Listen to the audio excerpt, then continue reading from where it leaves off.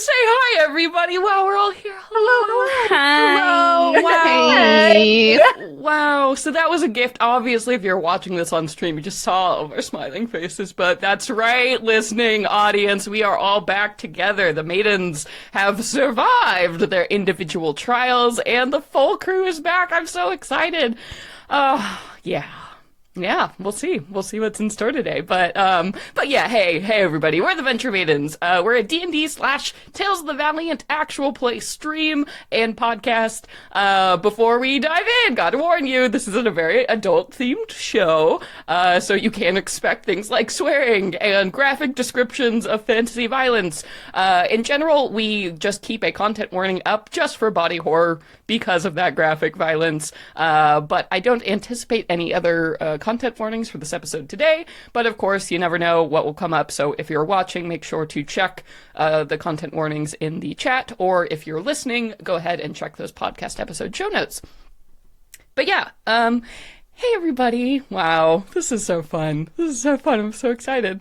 Let's fucking just get to it. I'm gonna do intros and we're gonna slide in because I'm excited. Hey everybody, my name is Celeste Conowitch, and tonight I will be your game master.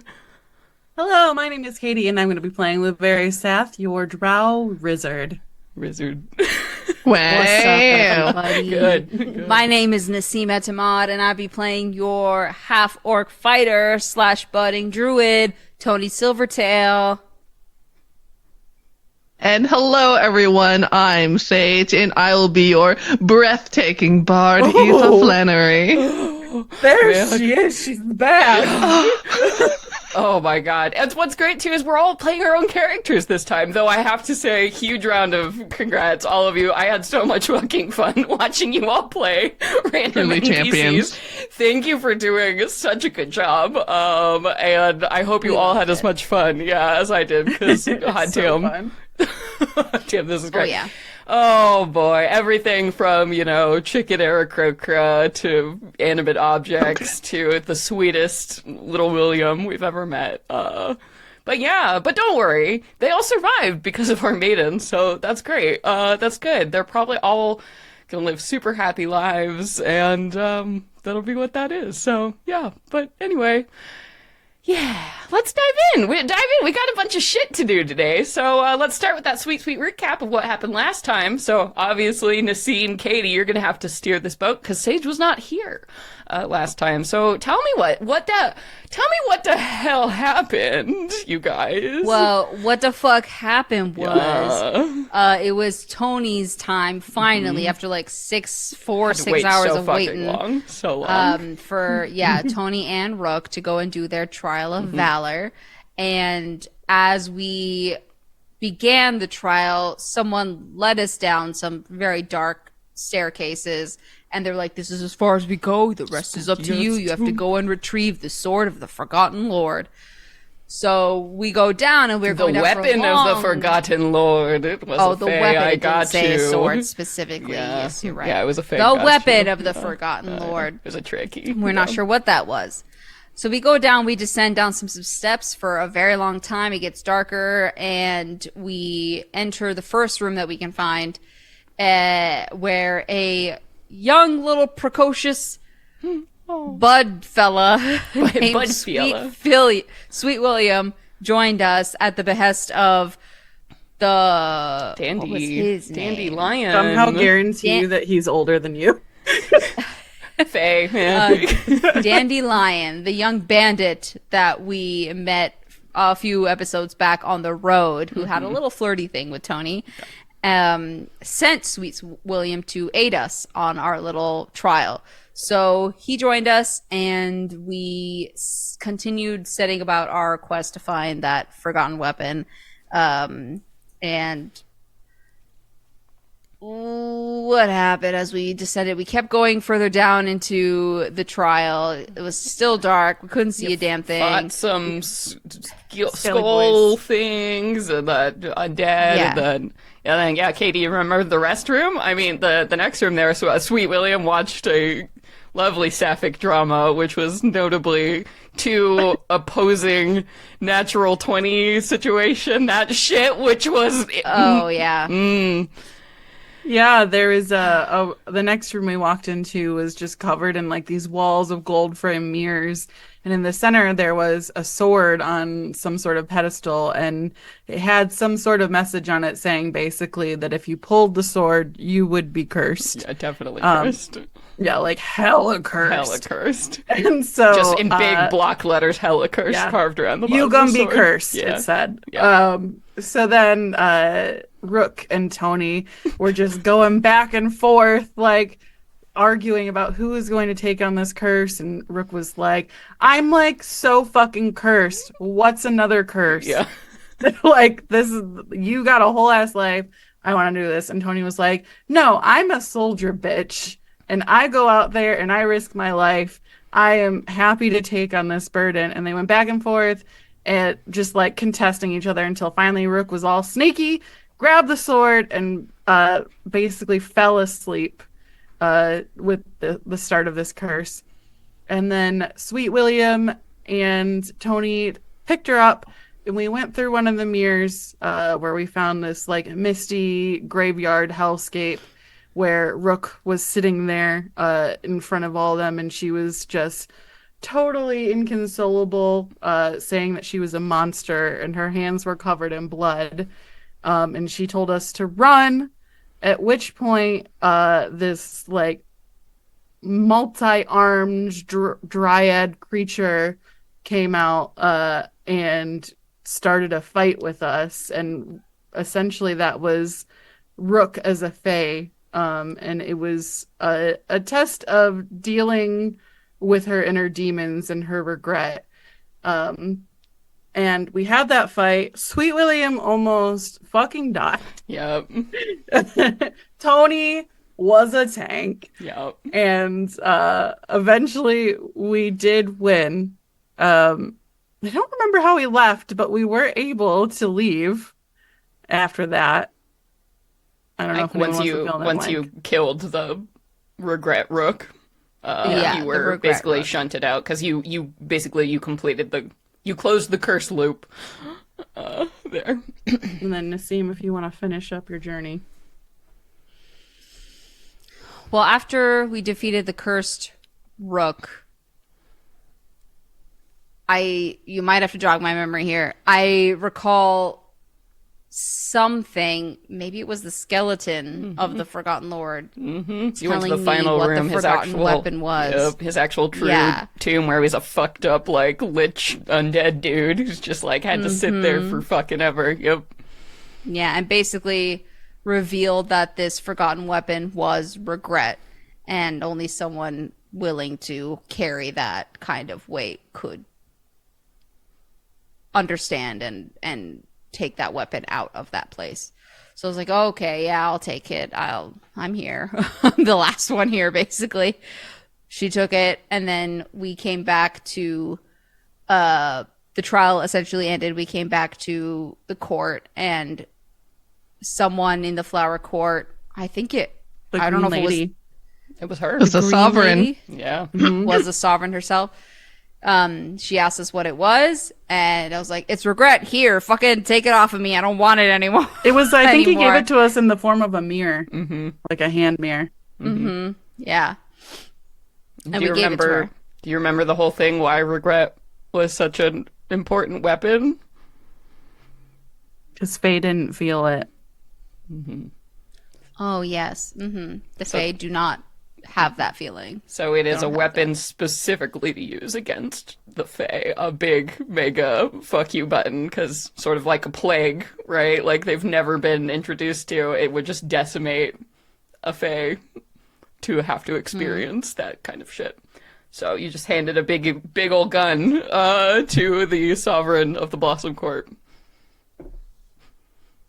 You're welcome. You're welcome. Yeah, cool.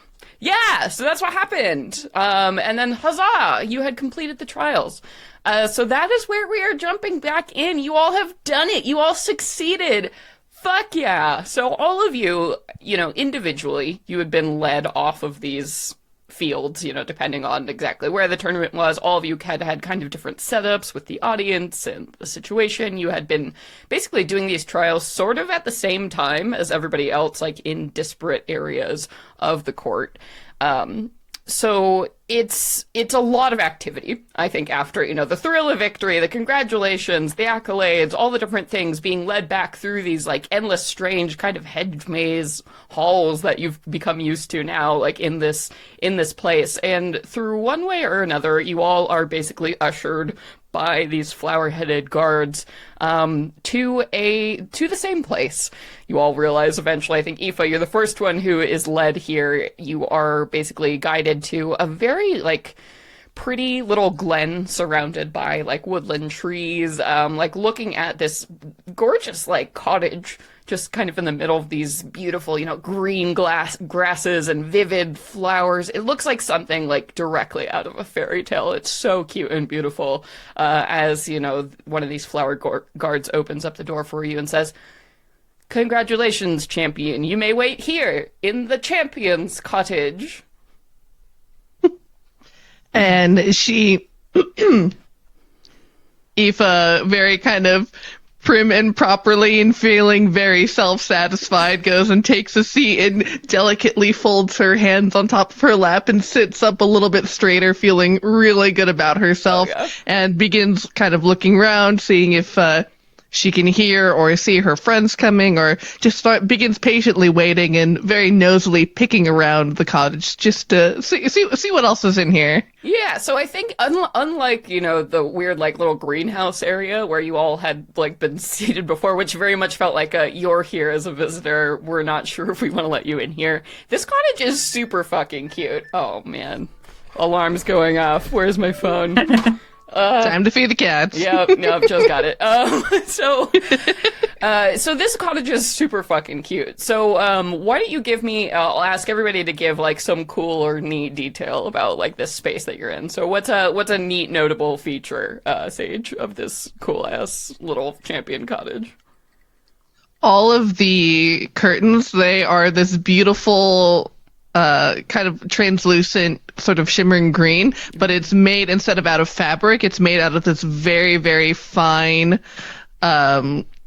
just like vines that are just so thin that they let this in beautiful sunlight through. This is the leaf nuns of the Blossom Court weave these tirelessly with their magic. Yeah, it's so thin, it's almost like spider webs, and the softest material you've ever felt in your fucking life. And as you're, nosing around, poking through, you see there's a bunch of bedrooms and, like, wardrobes, and this is somewhere that you could very comfortably stay for quite a while. But you don't have to wait too long before Lou is led in here. And I should say as well, those of you who had kind of NPCs that stuck with you, they seem to be escorted elsewhere. They're not considered, like, true champions. So, at some point, Orville is, like, separated from you, and they're like, "Don't worry, we'll take care of him. Like, he'll be fine." And he's like, "Bye, thanks for helping me get a body," right? And then says farewell, and you are led to this cottage. So why don't you, Katie, give me a cute little detail, maybe that Lou notices rolling up here. Okay, so I think that in the center table of the room, there's, like, a cute little animated tea set that is just pouring tea and setting up, like, all these little plates that are animated too, setting up tea for everybody. Yeah, and it keeps filling with tea without having to be, like, put on the kettle or it's and it whistles a happy little tune when it lets out steam to let you know that it's ready to go. So fucking cute. So Lou, you arrive, and then very shortly after, even though, because time is weird, Tony, you are also led to this place with Rook following you. Rook has doesn't look great. Like, she looked like she's been, kind of dragged through the mud, but she's quiet. She seems actually pretty calm, like, as she's just kind of trailing you, and eventually you're led to this place. So give me, Nassim, one other little cool feature detail about this champion's cottage. You muted. Oop, muted. I think it's so old that the like foliage and plant life is starting to seep in from like the ground itself, and kind of vines are growing up around like the hearth and the fireplace of the cottage. Oh yeah, everywhere. It's definitely like a woven between nature and like things. So at some points, like where a wall has collapsed, maybe vines have just like actually grown in and like created. So you've got these cool textures and very like lived in nature feel. Yeah, but you all walk in there and yay, you're all in the same place. So I'll turn it over. There you go. You can have whatever greetings and nonsense. You're all alive and you're there. Aoife is so pleased to see the both of you. She's like, "Oh my god, you're alive! Tell me all about your trials." I was, of course, perfect. Well, not perfect, but I won. Lou gives Well, you I both. didn't doubt that for a second. Tony immediately notices like the pleased smiles on both your faces. It's like, oh, thank fucking God. Okay. Yeah, Tony didn't I have think I so need a much nap fun. personally. Yeah. What? Oh, wait. Okay. First, though, like tea, and let's tell each other all about it. I had so much fun. I was only terrified several times, but in the end, slayed it. And I made a friend named Orville, who's a big chicken guy. Incredible. The Feywild's wild. Wait, where's Ravane? He'll probably join us any second, right? God, I fucking hope. Well, And you, we. Aoife? Yeah, and Aoife's looking at Lou, who looks maybe slightly disheveled, having gone through like a day of doing stuff. And Tony and Rook just look like ass, like complete ass, covered in dust, and like it's actual bone dust, and like they were in a shitty tomb and underground. Yeah, they look horrible. Eva just looks like she spent a night at the club and is Yeah. a little bit sweaty. But it's Somebody put a drink in your sparkling hand because as you she's left, whatever. And she's like, I mean, all mine was a spell casting competition. We just took turns casting spells, and then a judge or a panel of 3 judges, gave us feedback and scored us, and I was able to eke out a victory just a couple of points ahead. But Tony, what happened to you and Rook? Are you all right? You look like you need to eat something. Honestly, I would fucking kill for one of your breakfasts right now. Yeah, it certainly was a trial. Yeah.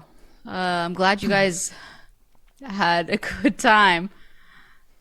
But, I mean, we did it. We succeeded, obviously. We're here. We found the thing we were supposed to find. And, Rook, you feeling okay? Yeah, she kind of looks at the floor and looks up. She's been really like deferring to you to kind of talk about whatever it is, and just like scuffs a toe of her boot on the ground. She's like, "Yeah, actually, I'm actually feeling pretty good." Well, that sounds like a win to me. Love it. Everybody pile on food on your plate. Come on. This just doesn't stop. I love this place. She makes plates for everyone.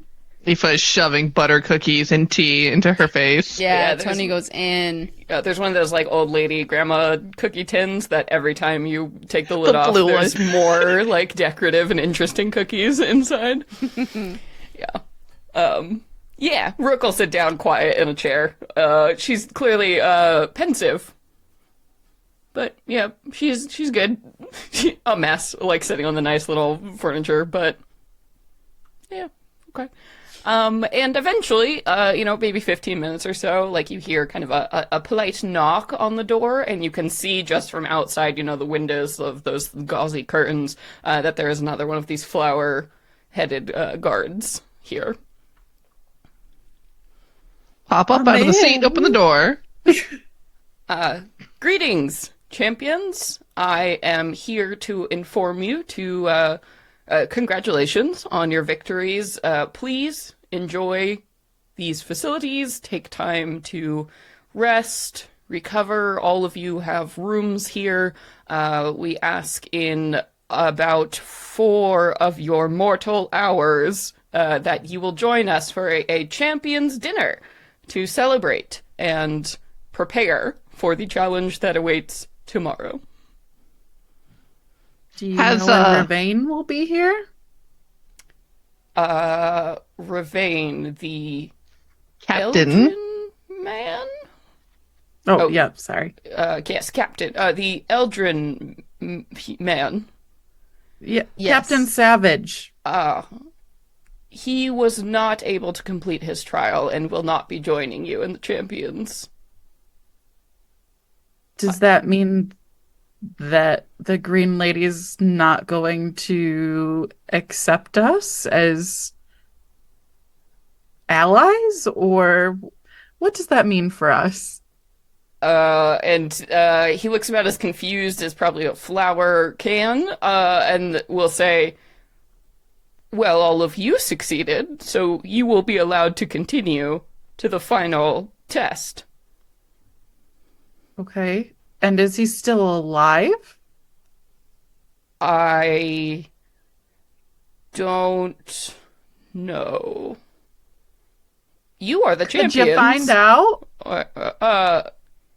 I suppose I can ask. That would be great. Yes, we'd just like to know if we'll still be meeting our friend when we eventually leave this place, or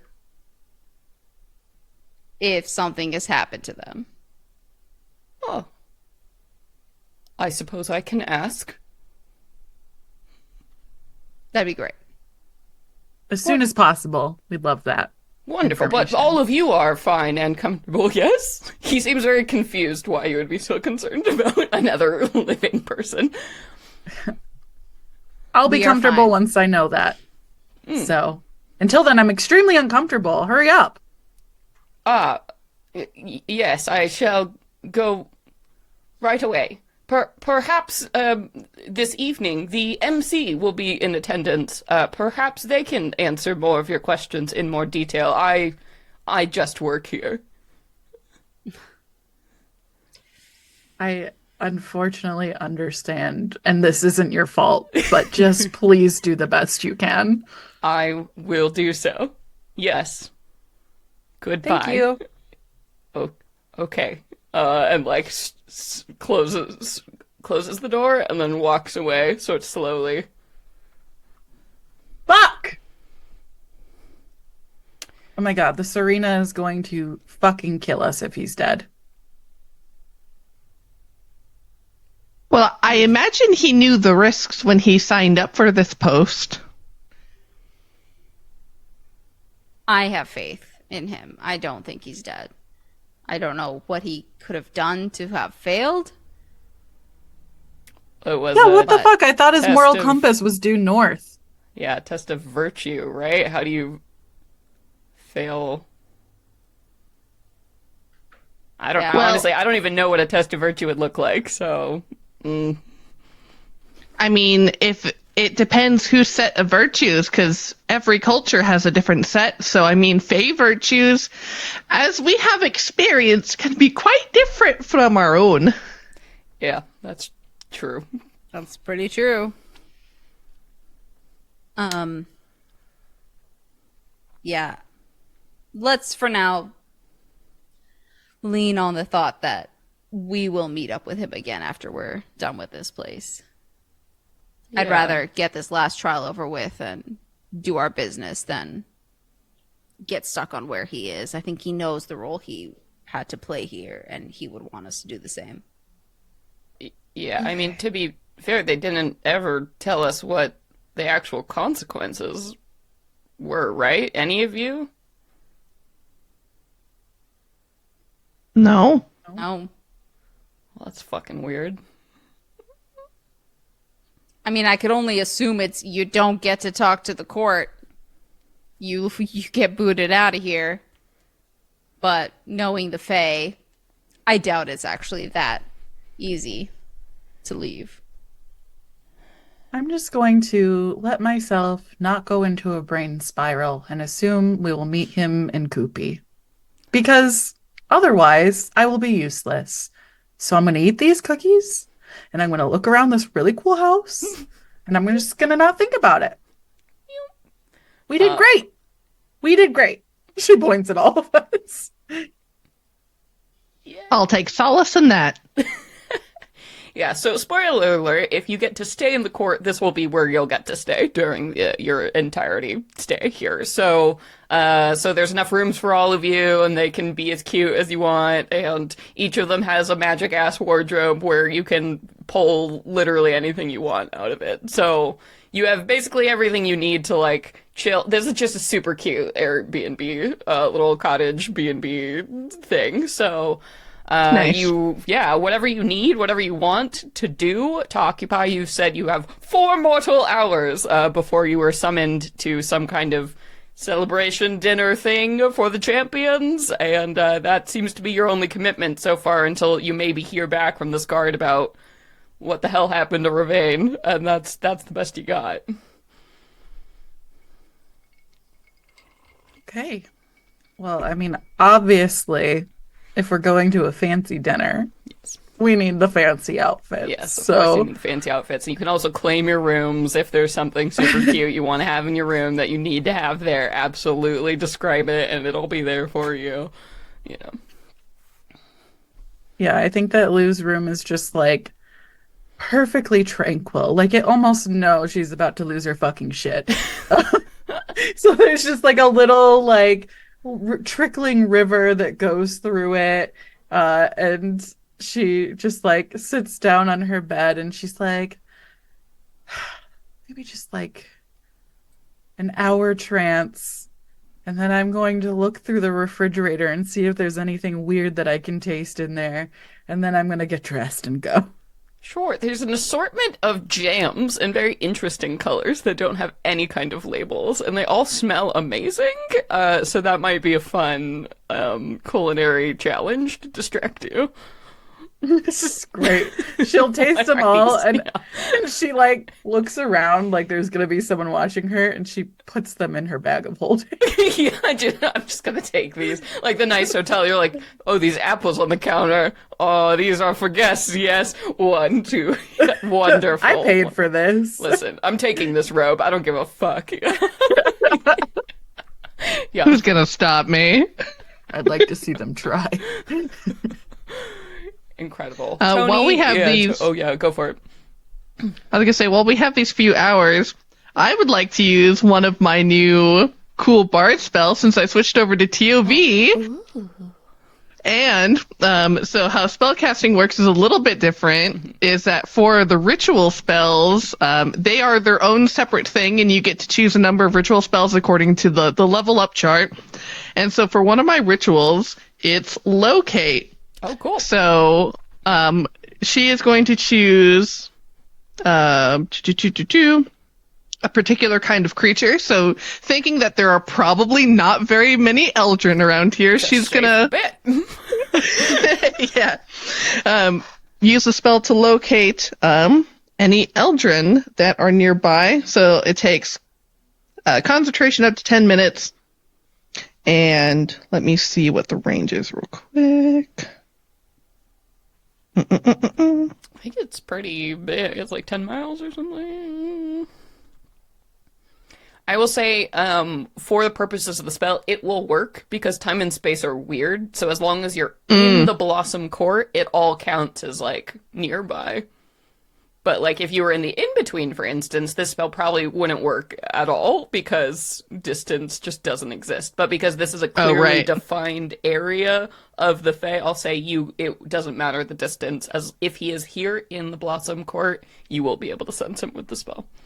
Very cool. Oh, and because I have access to 4th circle spell slots, I can actually pick a specific creature. So she is going to choose Duke Ravane. Well. And as long as he's nearby, then I get to know if he's moving, what the direction is, and just like general area. Like does that also give you like life status? I think that's, or is that that's like a warding bond? Am I thinking of that one? It's like, you know, if somebody is like affected by conditions or whatnot. Does Yeah, it that'd say be anything? like Yeah. that'd be like wording bond. Okay. All right. What's the flavor? I get to know the direction. Basically, the direction and if they're moving in the direction they're moving. Okay, cool. What's the flavor on this ritual? Like, what do you set up? Because part of that 10 minutes too, I imagine, you know, set up. You have like what's your little. Definitely. So as she picks out one of these rooms, which is of course the most just like adorable, lovely rooms. Everything is, you know, just wood walls, wood furniture, wood floor. And she sets up on this rug that spreads out through the majority of the floor. And she pulls out thread and sewing needles, and she sets like up positions for the like 8 directions on a compass, little bobbins, and sets the biggest, fattest needle right in the center and kind of connects all the bobbins with this thread. And as she's focusing on Ravain's face, his smell, his clothes, everything that she can remember about him, the needle in the middle begins to spin. Cool. So yeah, you're watching the needle spin like, oh, okay. And at first the needle stops and then it kind of like quivers side to side and does something you've never like seen it before, as it's still like it's got a little bit of an indecision point. And as you're kind of communing with the spell and trying to like understand what this is, you know that Ravain is close by. So one, you know he's alive because the spell wouldn't have worked if he was dead. And probably within a mile of where you are, not moving at all. And I think that's when you realize that's like something the spell is like having problems with. It's like almost like he's in a stasis, or like he's just completely still. And the needle is definitely having some problem. Like, he is alive, but there's something odd about his life force that the spell is having trouble dealing with. I think she has this moment of panic and her heart starts beating and just fluttering really fast because she immediately calls to mind the image of the Corellans inside of this like amber being held captive by these creatures. And for a brief moment, she panics and thinks that that's what he's in, what he's trapped in. But she takes a moment and tries to slow her breathing down, slow her thoughts down, and thinks like, if those creatures were here, we would probably know. Yeah. They would have to have some kind of powerful magic to break in. More people would probably be alerted. So she's like, it's probably just a weird fate trick, and tries to just put it out of her mind and chalk it up to that. It does feel really similar, though. Yeah. And so she kind of shakes off that panic and You know he's composes alive. herself. And yeah. close. That's important. And so she comes out to the room, to the comm room, and says, "Well, I have confirmation that Ravain is alive. Use some magic. He's close by, and we'll probably see him afterwards. So we at least know he's not dead. I don't know more than that, though." Lou's standing there in a full ball gown with a spoonful of jam in her mouth, and she's like, Creeping over the fridge like a bright, sparkling pink like spoonful "That's of jam. great. Wait, how do you know?" Oh, I just did like a simple locate spell, not like the scrying that I did on the Corellans, but just to get a sense of where he was. And he's close by, so he's, somewhere in the court, so probably just in a different cottage for losers. God damn it! The What can't loser you do? cottage. You're in the champion's cottage. There's a chump cottage just in like the back. Obviously. It's in the garbage heap. Like, over the That's hill. where we were before, and that's the chump cottage. He has to live there now permanently. I bet you they only have pretzel sticks and string cheese there. That's it. As long as they know that we're not leaving without him. I'm glad to know he's alive. True. Yeah. Yeah. All right, I'm gonna get dressed. And she stamps off dramatically. Yeah. And then Tony, what room do you pick? What's some flavor on your accommodations? I don't think there's a whole lot going on in my accommodations. I think it's really just like a cell with a cot and a sink and a toilet. It just looks like You got any the extra other. room. Yeah. At least these Fae remembered you needed a shitter. Yeah. Yeah, I don't need anything special. I just want a place to be alone and pass out for a little bit. Yeah, for sure. Yeah, you can absolutely take a short rest here. And you have been promised that after dinner you'll have a whole night, so you will be able to take a long rest before the big drama. But yes, Beautiful. you can absolutely take an hour while everybody else is primping and sneaky eating jam and etc. Yeah. My legacy, a cheeky bit of jam. It's just a cheeky bit of jam. You're that person. You walk downstairs, to get a glass of water, and you see, your roommate like leaned over the light of the fridge eating something strange. The goblin eating the shredded cheese out of the back. Excuse me, that was my whole life. Just Say Don't the come same for me. thing. It's Tony laying on her cot with like her plate of food on her chest, just like barely moving 2 inches. Eating some to chicken feed nuggets. herself. Yeah. Yeah. You've heated up, yeah. For sure. All right. So that kind of first hour or so passes. Tony, you get a little nap in. Aoife and Lou, is there anything you guys want to do? Rook, doesn't go anywhere. She, just takes her hood and kind of pulls it over. She found a couch and, like Tony, is very tired and just sort of stayed, laid down in the den, where she is. So I think Eva definitely gets Eva gets a hint that everyone kind of wants to be left alone, and she's happy because she just wants to make herself as gorgeous and presentable and proper looking as possible. Yeah. Yeah. You said full ball gown. Oh no, Lou, full ball gown. Incredible. Yeah. Aoife, what are you rocking? Please tell us, darling. Microphone. Who are you wearing? So she is wearing a very short, tiered dress that's basically just a conglomeration of handkerchiefs that barely cover her body. Yeah. Incredible. And just full body glitter. Yes. You look so fucking fabulous. Lou's got the big giant bows on her shoulders and the big princess poof, and she goes, I look ridiculous. Just 80s prom dress for sure. So poofy. It crinkles everywhere you go. Incredible. All right, Tony, you get around that muggy, I should probably wake up feeling. What are you doing?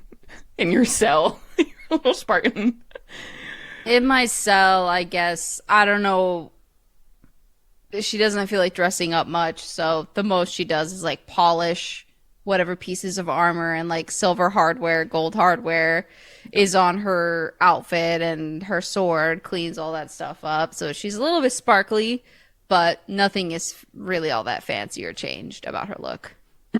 Yeah. You will get probably maybe a couple hours or so after you'll get just a knock, a very casual knock on your door. Before we do leave, Lou will offer to Rook to brush and style her hair for her. Oh, yeah. Okay, then before that knock happens, then Rook will be like, "Oh, okay." I found these really pretty gold leaf pins. I thought they'd look nice, and I did this all the time for Lark back at home. Pins for your Shiny, clothes? pretty things. No. Just, I'll just do it. Just say yes, please. Okay. Okay. She doesn't put up much of a fight, actually. She just, sits in a chair, like that girl who has never had anything done to her, or teen boys in theater who are like, you're gonna put makeup on my face? Yeah, okay. is the vibe. She like sits on a the dining room chair and tries to like accommodate whatever you're doing. Yeah, and I think that it takes some time to get through like all the shit in her hair Oh from yeah, her trial. which has never been combed. And Lou just like takes her time going through it bit by bit, and gets all the crud out, and then will make kind of like a loose braid with her like thick coily hair and stick the pins in it in almost like a zigzag formation. And then she'll take a little rag that she found in the kitchen and just wipe off her face. And she's like, Grime. yeah. Yep. She's like, there you go. Does that feel nice? Yeah. I thanks. Mm-hmm. It's nice to be pampered. I guess I should probably. And she like looks at her like shitty muddy clothes. She's like, well, now it just seems ridiculous to wear. I don't. Okay, I'll go to the magic closet. Can you go to and pick? I don't know what. I don't know. I've been waiting for this moment for a long time. Yes, absolutely. But you're also coming with me. Okay. There's the okay, like the fear at the end. And I think that she'll find something like simple for her of like a really soft material that's just kind of like a loose wrap top that just has little braided gold details that match the pins she put in her hair, and some loose pants that get tucked in to make like a kind of poof into these knee-high boots. This Well, is nice. You can hide a lot of swords in here. She's like holds the pants open. I know that you might think I look ridiculous in my poofy dress, but there's a fucking reason I like a poofy dress. Yeah, You that- wouldn't believe how many knives you can fit in a poofy dress. That actually makes a lot of sense. No one's ever actually explained that to me before like that. Okay. Mm-hmm. Huh. Otherwise, it's just cumbersome and annoying, even though it looks pretty cute. Right. Okay. And she's like shoving knives, like trying to get the belts around her thighs. And she's like, all right, okay. All right. Did I get my knives back, by the way? Did we get our Yes, stuff you back? got all your stuff back. You were the only one who had all your stuff taken. in my dress. You All the specifically knives. for your trial had everything taken away from you, but you get them all back. Okay, cool. Yeah. Thank God. Yeah. And then Rook also will be like, well, like you're playing dress up or whatever. She'll just, she'll turn around and she'll be like, thank you. Of course. Literally not a problem at all. I'm happy to help. Okay. I'm just gonna leave because you're super uncomfortable and it's Sorry. making me nervous. Sorry, And I'm it's not you. I'm trying. It's me. Okay. But I'm really glad that we did this, and let's go eat some food. Okay. Yeah, sorry. I just gotta go check. I have to tell Tony something. Yeah, do your thing. Yeah. Do your thing. Okay. I'm gonna eat more jam. Don't tell anyone there was jam. I will not. Okay. Thank you. Great. Great.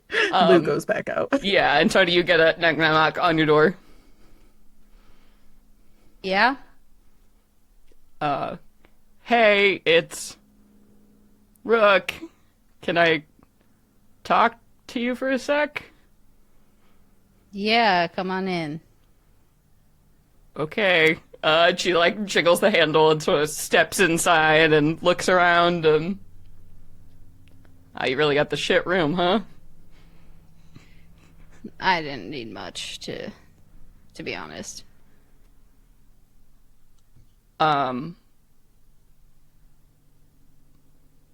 I wanted to say something about all of that, if that's, okay. Yeah, it's cool, but also you don't need to give me any kind of explanation or anything like that.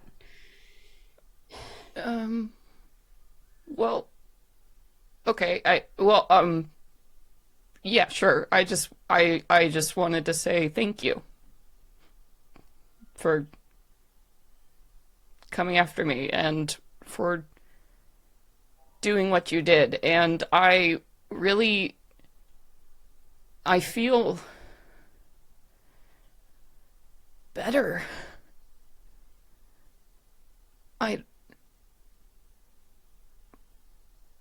I don't know. I don't even know how to talk about it, but it's like when you killed that thing,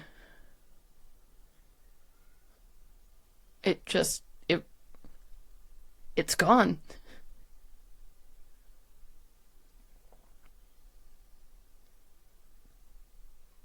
So just thanks, I guess. And honestly, if you did want to ask about it or talk about it, I think I'm okay with that now. Well, I'm honestly happy to hear that you feel better and that you're okay now. But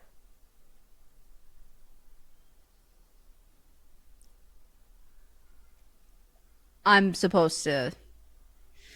I mean, I know I'm not part of any kind of like armed force or anything like that anymore, but in this group, in our little pod that we've developed,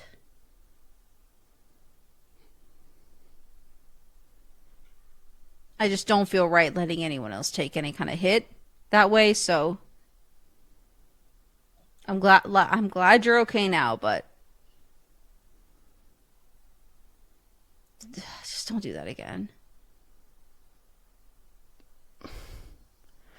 I don't I don't get that because I thought, I've been talking to Lou and she's been saying like we all need to, share shit and not be like that, right? So I thought that's, something like that. That's what family does, right? So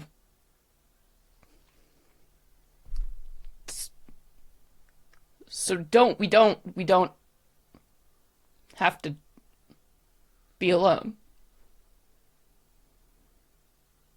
Well, it didn't feel like that's what you were trying to do. I felt like I had very little to do in that situation. And I don't know, I guess you had something to work through, and I'm not trying to take away what you're feeling right now at all, but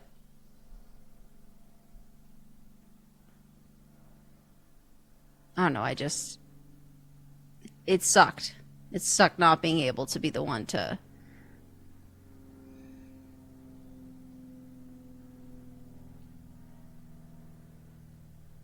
I don't know. I don't know what I'm trying to say, but whatever. I'm glad you're okay now.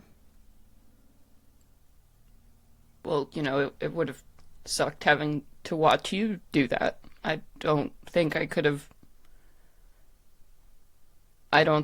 watched you hurt, and I don't want to watch you hurt ever for any reason.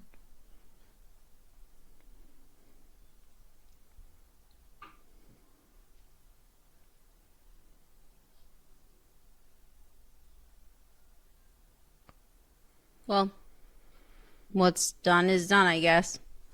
I I'm glad it's over. Yeah. Yeah. Okay. Yeah, sorry. Yeah, thanks. You do. I'll just, um, okay, good. Uh, and she backs out and just closes the door.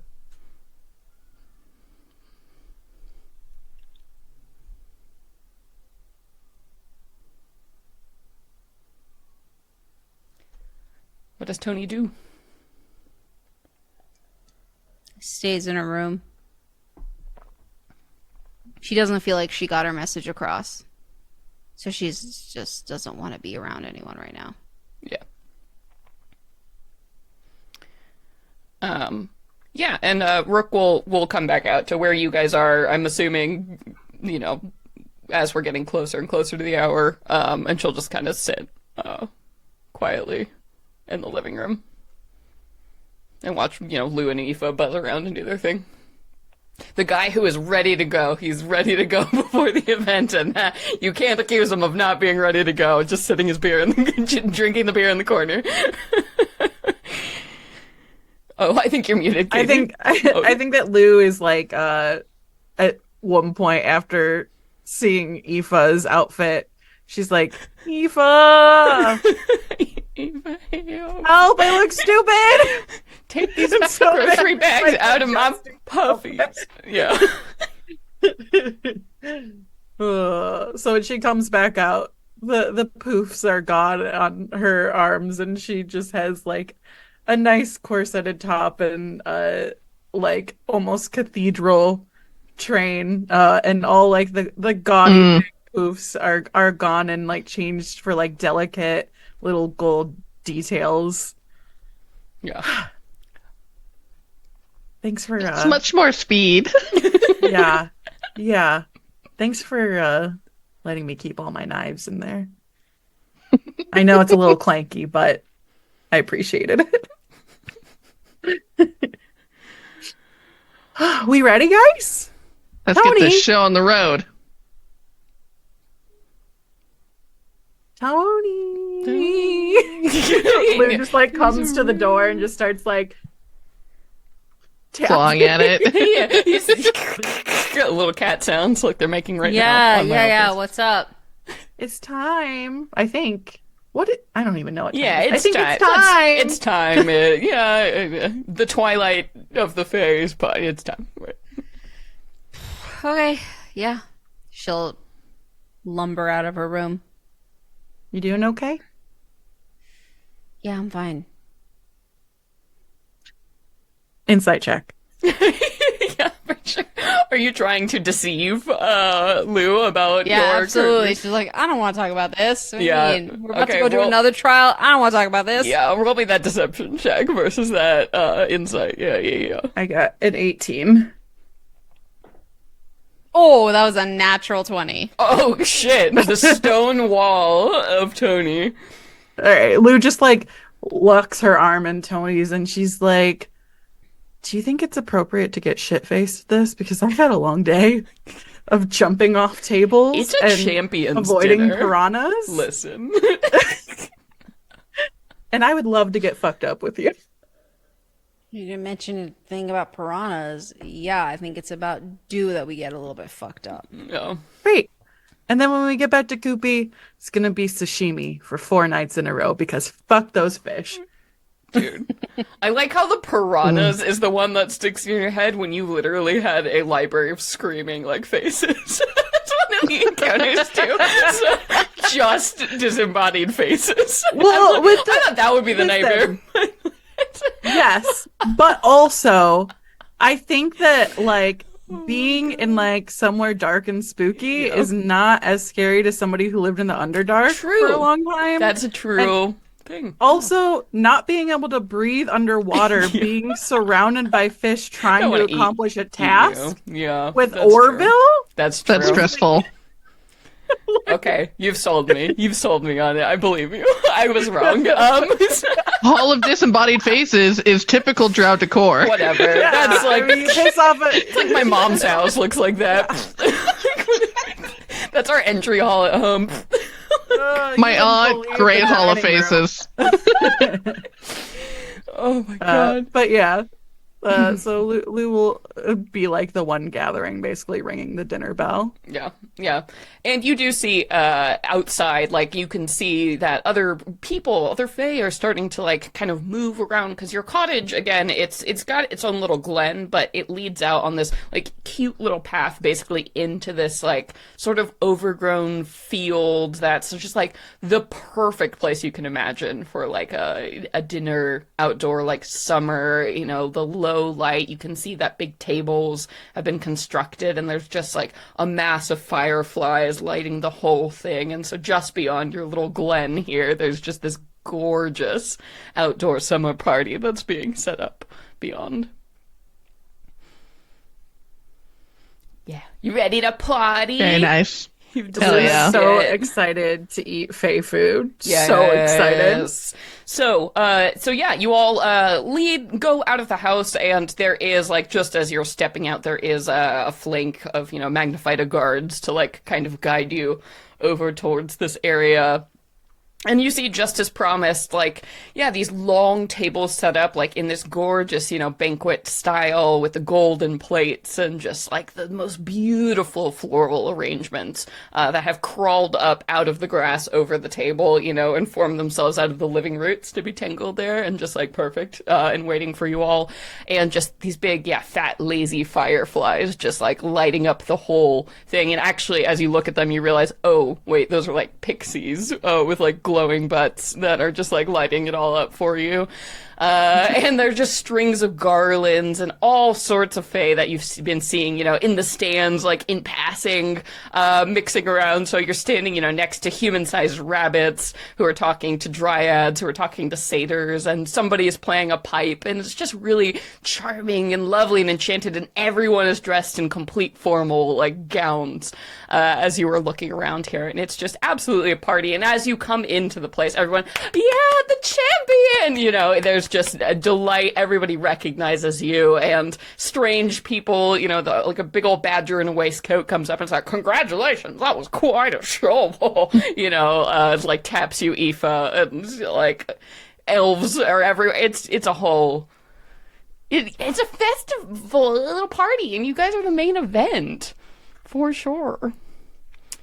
Yeah. Oh my god, yes. Aoife, first of all, does a scan of the crowd to see if she can see Aster, knowing that they're the court magician. Yes, Aster would be in attendance at this party, probably at one of the cocktail tables, sort of set up like by a dark, wood corner, sort of like stroking their face with a leaf and judging everyone. So Aoife kind of surreptitiously leans over to Lou and Tony and like is, points over her shoulder like, that was who I competed against. Totally kicked their butt. And they were really mad about it. Yeah, they said some like low-key threatening bullshit, whatever.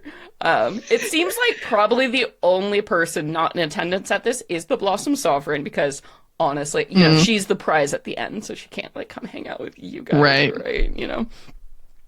But yeah, so he's over there also, I think, talking to like several other like wizard-looking magnified types, like like these kids, these mortals and their magic coming in here, like they don't know how things work, right? Like upstarts. But yeah, so you are mixing and mingling. Anything in particular? There's so many interesting people, and there's like hors d'oeuvres being passed around, and immediately people are putting this like hot pink drink with like sprigs of all kinds of interesting things like in your hands as you're moving around. So, any kind of like moments or things you want to highlight? Oh man, please tell Katie. me. Yes, because I've been fucking dying to know. Yes. What are they eating? Are these plants eating meat? Are they eating other plants? Are they eating just like our food but better? Like what the fuck what is fertilizer? Happening? So there are dirt. So I think every time somebody comes around like with a tray of appetizers, there's like a oh my god moment, because it looks like everything has a sampling of different things. Some of these like tiny little cups are like horribly smelling, like little swirled like ice cream cone, like brown things that the plant individuals seem to be loving. You're like, I don't know, I think that's shit or compost or something, but they're loving it. So if you reach for one of those, it's a huge mistake. But next to it, there's like beautiful garden stuff because they're not all plant people here. You do have, you know, the kind of the fae, the animal sort of types and the partial human and the all animal, like mixed in with others. And folks like the dryads and the satyrs clearly prefer more like normal mortal fare. So there's a huge sample of stuff. Is it all vegetarian or is there meat too? It does. Well, you think, oh, you're like, oh, well, that's clearly meat on a. Nope, that's like a real fat like beet or something that has been like shaved in a flesh color to look like things. So you think it might all be vegetarian, but also you're not entirely sure what is vegetable or not. I can't believe they're eating vegetables and there's vegetation. Okay, but they're okay with it. Okay, sorry. This has been literally bugging me since we went to that onion place. If you want to, I'll say there's like a little hibachi like stand there where they're like actually live making some of these appetizers and stuff too. So if you want to talk to, you know, chefs or whatever, there's like a super cute like dry birch kind of, you know, the silver and like gray peeling skinned like dryad chick in like a tube top who's like just damn, like, that's hot, whipping the stuff out over here with her willy wee fingies. Yeah, Lou like goes over there. I think she wants to talk with her and she wants to talk to like the plumpest person who looks to be enjoying the food the most. Okay. Because we all know our thick people know the best food. Oh, yeah. So it's already stationed sitting at a table. There appear to be, it's like a caterpillar man is the best you can like say. So like imagine Alice in Wonderland sized glorious caterpillar man with like some swirly little antennas that are like twitching around. He's smoking just a big ass pipe. So sort of a Jabba the Hutt station like set up at the end here, just like loving it. This little like waistcoat like stretched over his like huge girth. Yeah, Lou comes over at this point with a drink in her hand. And she's like, Tony, I'll be right back. I gotta know. And so she goes over there and she goes, Hi, pleasure to meet you guys. I'm Marnie. Oh, yes, my dear. You are one of the champions, are you not? Test of Cunning, yeah, that was me. Oh, congratulations to you. What a fine performance, I must say. We were running bets on Orville will ever get out of there, and I have to be honest, I bet it against you. But I'm so glad. I'm so glad. It extends a very small little hand, like a very small little hand, like to try and pat your hand. Just wants to take it. She takes it. Oh, I was rooting for you, my dear. You know, these games this time around have been such an upset, which is sorely needed, you know, in this world of ours. So, congratulations, my dear. I'm nothing but happy for you and your friends. Thank you so much. You know, I was just happy that Orville could come along for the ride. He was so helpful. Oh yes, that poor little fellow. What's it been? It's been. He snaps his other tiny little fingers, and like somebody whispers down, who kind of looks like an ant, is like, yes, it's been at least 15 games, 15 of these that Orville has been stuck here. Oh, cheese and rice. Oh yes, it was getting a little sad, to be quite honest. Well, what can you do? You fail the trial, you have to be in the trial. That's just how it works. Well, I'm glad that I passed because, let's be honest, I'm not ready to be just a little gnome rod. I can't even imagine. No, oh boy. You know, that was a particularly cruel bit of ingenuity. This is much more along the lines of Gilded that I'm looking forward to being. So Yes, of course. But, you know, part of being so cunning and having this intelligence is that I do fancy myself to be a connoisseur of food. Oh. And I couldn't help but notice you have the most decadent, fullest plate. And I just couldn't wait to come speak to you. And the chef over here Please tell me all about this. No, oh yes. Well, I don't pretend to have any culinary training, but I obviously enjoy the fruits of the labors of others. This is actually Willow. Willow, please introduce yourself to this fine young champion here. Willow has worked for me on many occasions. In fact, I am one of our sovereign's most trusted party planners. I've sort of put together this little shindig. Here, Willow, tell this elf. Yes. Drow. Yeah. Oh. Yeah. What's a drow? We can see really far in the dark. Don't worry about it. Okay, tell this drow elf all about the food. Answer any questions she has. She's simply a delight. And Willow like sort of nods her head. Yeah. How are you? Do you have a concern about the food? Is there anything I can get for you? No concerns. I'd love to, like, if you could put together a tasting on what you would recommend over here, I would be thrilled. Oh, absolutely. What are your dietary parameters? You don't appear to be plant-based? No, I'll eat anything. And she looks at the like little compost poops and she's like, except for that. Fair, yes. In fact, I wouldn't recommend that. That's the only thing I do not make. Personally. Thank God, because I do not know who the makes that smell personally, alone and I do hurts not my want heart. to. Yes, yes, indeed. Well, here you are, a sample of, well, we use all local produce, and she'll, like, walk you through, like, what's going on here. And says a lot of words that you're like, I'm sorry, what was that? And she's like, oh, well, it's a fruit that we grow just here in the Blossom Realm, and you're like, huh? Going on. And if you do bring up the whole, like, eating plants thing, she'll be like, don't mortals eat meat? Yeah. And you but are made of meat. yes, correct. So Generally, you eat we meat. wouldn't eat something that just anybody could converse with. There's this really, it's a level of but then there's some druids who can. But even if I don't it's get it. dead? Would you just... Yeah.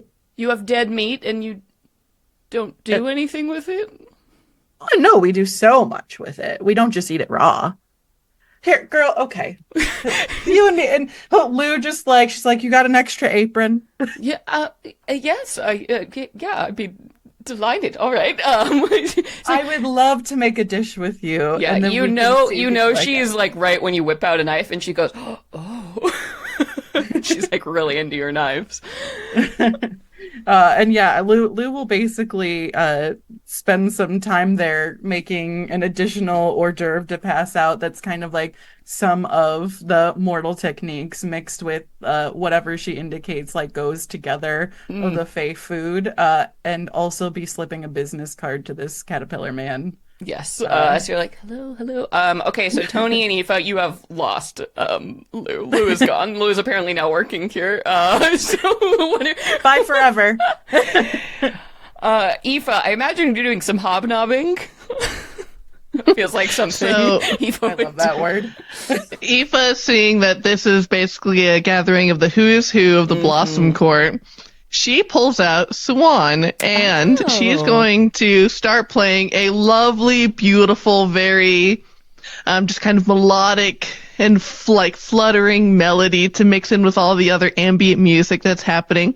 But she's specifically doing this to cast Detect Thoughts, to try and just kind of read the surface thoughts of people that are around her. And what she really wants to do is she's looking to pick up on, does anyone have any problems in their portion of their dukedom? Like, do they have any problems with any of the other like royal? She's trying to get the dirt so that she can start making connections with people. Got it. Do some leverage. Yeah. Okay, yeah, so you start playing, and obviously, I mean, Swan is so familiar with, Fae music and, like, what they're into right now, so you'll start playing something, and you'll hear in your head, like, oh dear, actually, I think we should be in, like, B flat. These little, like, they really prefer this tempo. So, you're playing great, and people are coming over, especially the satyrs, who seem to gravitate towards you, and they're like, oh, another satyr here, ooh, Mortal Realm is a little different, right? Like, you're getting a lot of, like, attention. New flavor. Yeah, like, oh, wow, you're you're a person with a British accent, just, like, in America. Like, whoa. Like, you're another human, but how 1,000%. different you are, Like, that kind of attention is absolutely gravitating towards you. You start, like, you're having a good time, like, casting your thoughts out. Immediately, you pick up on, so this caterpillar man, while he's putting on a great face, and this is all great, there is clearly some, like, he's not an official duke of the court, but he feels like a right-hand guy, and he's here, like, living the life. So there's definitely some tension there. Like, he's trying to make this party amazing for a reason to, like, get the attention here. So that's going on. Obviously, you're casting your thoughts sort of over towards that table where your good friend Aster is hanging out. As you try to, like, read Aster's thoughts, it shuts you down. It's like some kind of spell is, like, canceled out there, so there's got to be some kind of non-detection or some abjuration magic. But you can pick up his little buddies next to him, deeply resentful of you and Aster at the same time. But, like, that's just more of the court politics, like, between wizards is more the vibe. You're, like, really getting there. They're like, well, I want to be, like, main court magician. They're like, ooh, Aster lost, so that means that there's an opening. Like, maybe I can, like, work in my way. Like, oh, this is a mark against him. Like, yes. So they actually, like, love you. Secret. I mean, they hate you at the same time because you're a threat, but, you've created an opening to depose Aster, potentially. So those are probably the big two dramas you're picking up. Otherwise, you start reading from random people, like, something interesting, I think, occurs to you as you're going, they're like, oh, well, these champions, they're doing pretty good, but they're gonna be nothing compared to the knights. Like, who are those knights? Like, they're, like, clearly gonna win, like, blah, blah, blah, blah. And you start hearing, like, that kind of buzz, and you're like, that reads is obviously odd to you. Very cool. So yeah, having that clue of the knights, and Eva definitely wants to try and figure out or see if she can learn even just a little bit more of what this final trial is going to be to help us be prepared. So after she finishes playing her song and, starts making the rounds, and then she'll just start trying to ask about, like, playing the fish out of water of, like, wow, these trials are so interesting that we, I'm so excited and nervous for what's coming up. Like, I've heard rumors about all these different things about what we could face. Like, in my home where I'm from, we sometimes face off against knights in jousts and things. Like, is that something you all do? Yeah, go ahead, make me, because you're kind of deceiving, but you're also persuading. So pick your check, like, pick your social check that you're trying to get here. See, we'll definitely go with persuasion. Yeah. Ta-ta. Natural 20 for a total of 31. Right, yeah. It's what you were made to do. Okay, you're like, whoa, and you're just talking, like, to different people around. And you get, after all, sort of summarize what you get, people don't seem to know much about the specifics of the trial that you're going to face. Like, this is new, and, like, especially the final trial, because often it doesn't happen. Like, it's incredibly rare that champions ever even actually make it through the first round. So this is very exciting, and apparently the Blossom Sovereign, like, loves planning these, like, elaborate games. This is just something she loves doing. So it's always something different, something really weird. But what you do learn, and it seems like a secret that people are hesitant to tell you about, there's been some chatter that you all are not the only people trying to win an audience with the queen. Apparently, Makes sense. some fucking knights have shown up and have been also killing it in their trials. But they're not here, which is interesting. Huh. And the sentiment is because they're too cool or professional to, like, even be here. Interesting. Okay, so after, she makes the rounds, gathers all this intel, and she'll pull Lou away She'll pull from the everyone fucking together. Food station. and be like, look, I found this hors d'oeuvre plate over here, and look, I've got a fresh drink. Come here, I have to talk to you. Oh my god, we need to talk right now. And we'll pull the Tony, Rook, and Lou together and be like, all right, this is what I found out. So apparently obviously talking to a sovereign, big deal, but there's another group of knights who are also trying to gain an audience with the Green Lady. And I'm not sure if it has anything to do with us or their own thing, but maybe we're facing off against them. I still don't have any idea about what we're actually doing for the final trial. Apparently it's like really rare that people actually get here, and she changes it up all the time. But looks like we're probably going to have competition. I mean, the knives are ready. I don't really know what else I can do to prepare other than make us a good breakfast, but we're kind of just at the whims of the Green Lady at this point. We weren't even supposed to have another trial, so... Idea. They're not here at the party, but what if after the party we go and try and find their cottage and maybe get some intel on them? And toilet paper. Cottage losers. Yeah, fuck yeah, let's do it. In a bag. Back and to set it on Cooper. I was going back to to say, I don't Cooper, think get they some have eggs. toilet paper here. They have plenty of compost. Yeah, we just throw in straight poop. Fuck the toilet paper. Bags of compost on fire on their doorstep. You guys smell like Judy, and you are Judy. But Like, seriously, what the though. fuck, Green Lady? Like, you wanna... People who trying to just talk to you, you want to pit them against each other, make them go through some kind of competition. Don't you want to know what the fuck is going on? Why these people want to talk to you at all in the first place? You gotta make one lose, and then you never know what they came here to talk to you about. Oh, these trials. Tony is really frustrated. Well, and Rook will even say, well, that's like sort of their deal. Like, I don't know a lot about the courts, but I know the other courts make fun of the Blossom Court because of how, honestly, just like silly. Just like everybody thinks they're so fucking silly. So I don't Fucking understand why, yeah. yeah, all this pomp and circumstance, that's like it. That's the rumor. Like, what? So, I mean, honestly, this is probably the least scary court to approach, sure, but yeah, there's some fucking bullshit going on here. If this is how they run, flavor bullshit. yeah, if this is how they run all their, like, political events and conferences, how fucking ridiculous. How do they get anything done? Yeah.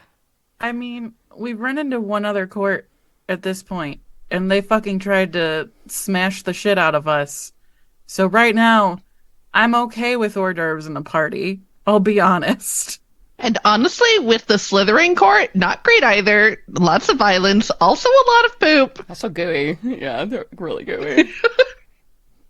0 out of 10 would not Slimy. recommend Slytherin court. Yeah. But I do really like and support this idea, Aoife, of, going in and fucking up their rooms a little bit. Just a Whoa, no. No. I mean, I think I heard you say that. yeah. So We did not say that. Yeah, Get out sorry, of that here. was the GM voice in the sky telling you to Maybe toilet we paper their get- houses. Sorry, that was me. Tony, that was Tony me. really thinks. Tony really thinks. I'm sorry, that was okay. That was a thought from Tony. That's God Yeah. came down and said, "What if you toilet paper their house?" Didn't you say something about what if we just like trash their place a little bit. I think I heard you say that. Yeah.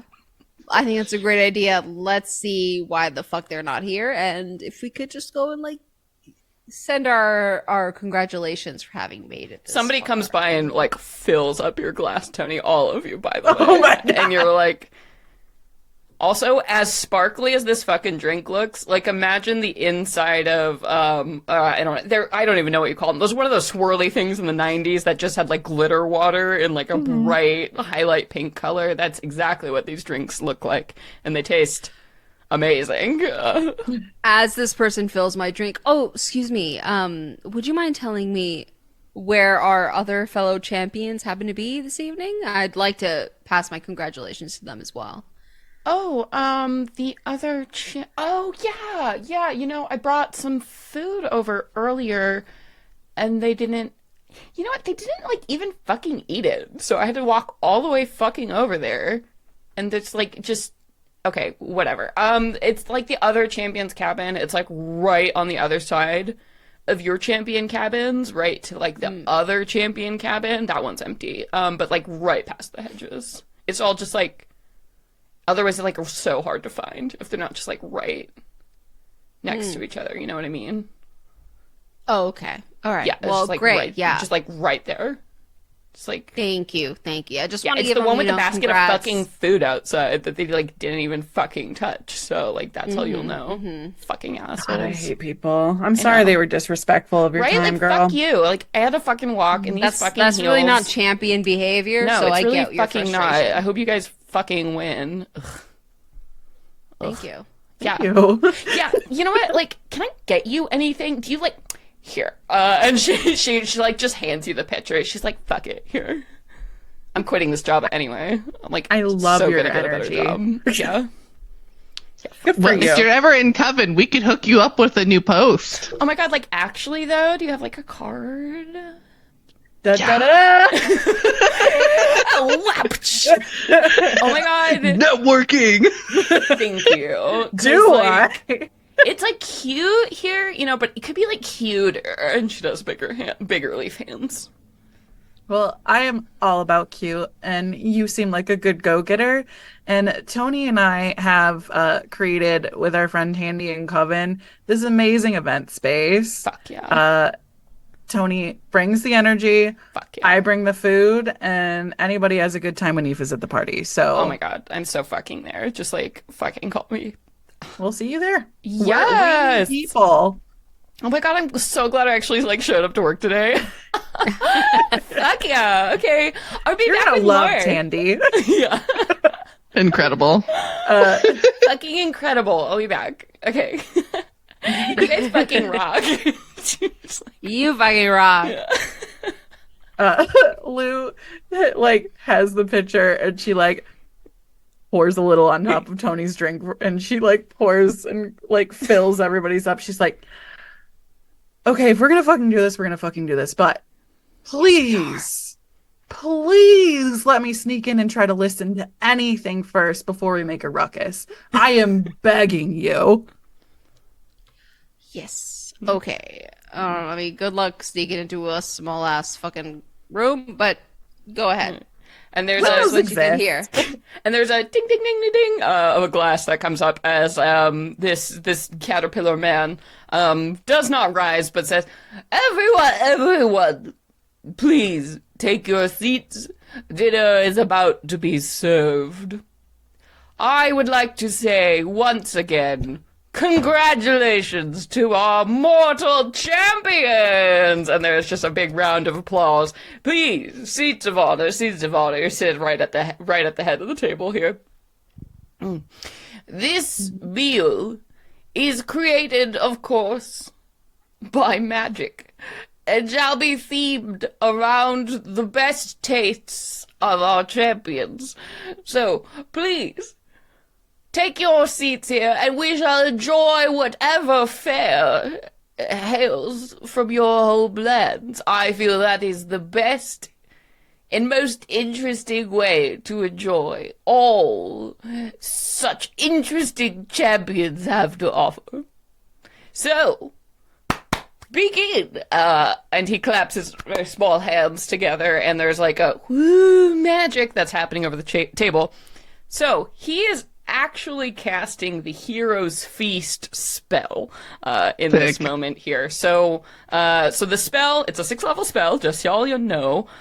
Takes a while to cast, but essentially brings forth a great feast, including magnificent food and drink that you all will get to tell me about what it is.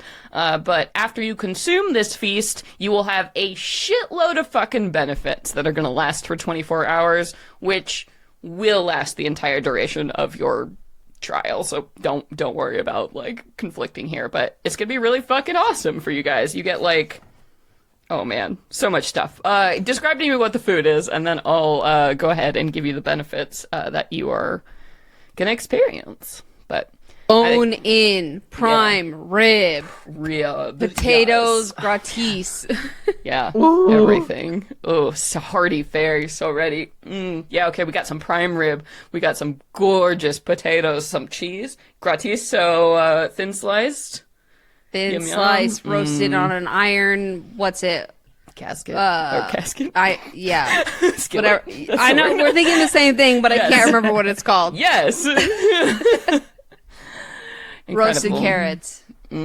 Yes. Oh, that Aoife, sounds so what's good. on the table? What do you add into this feast?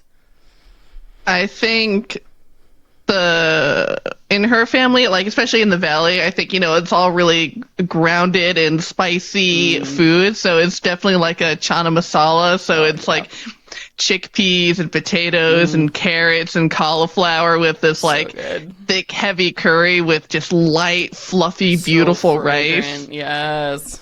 Ugh, incredible. All right, Lou, what are your favorites that are going on the table? You have to pick. You have to pick your darlings. We know it's gotta be pasta. That's her comfort food. Yes, So she's gonna yes. get a plate of brown butter sage gnocchi that just feel like pillows when you bite into them.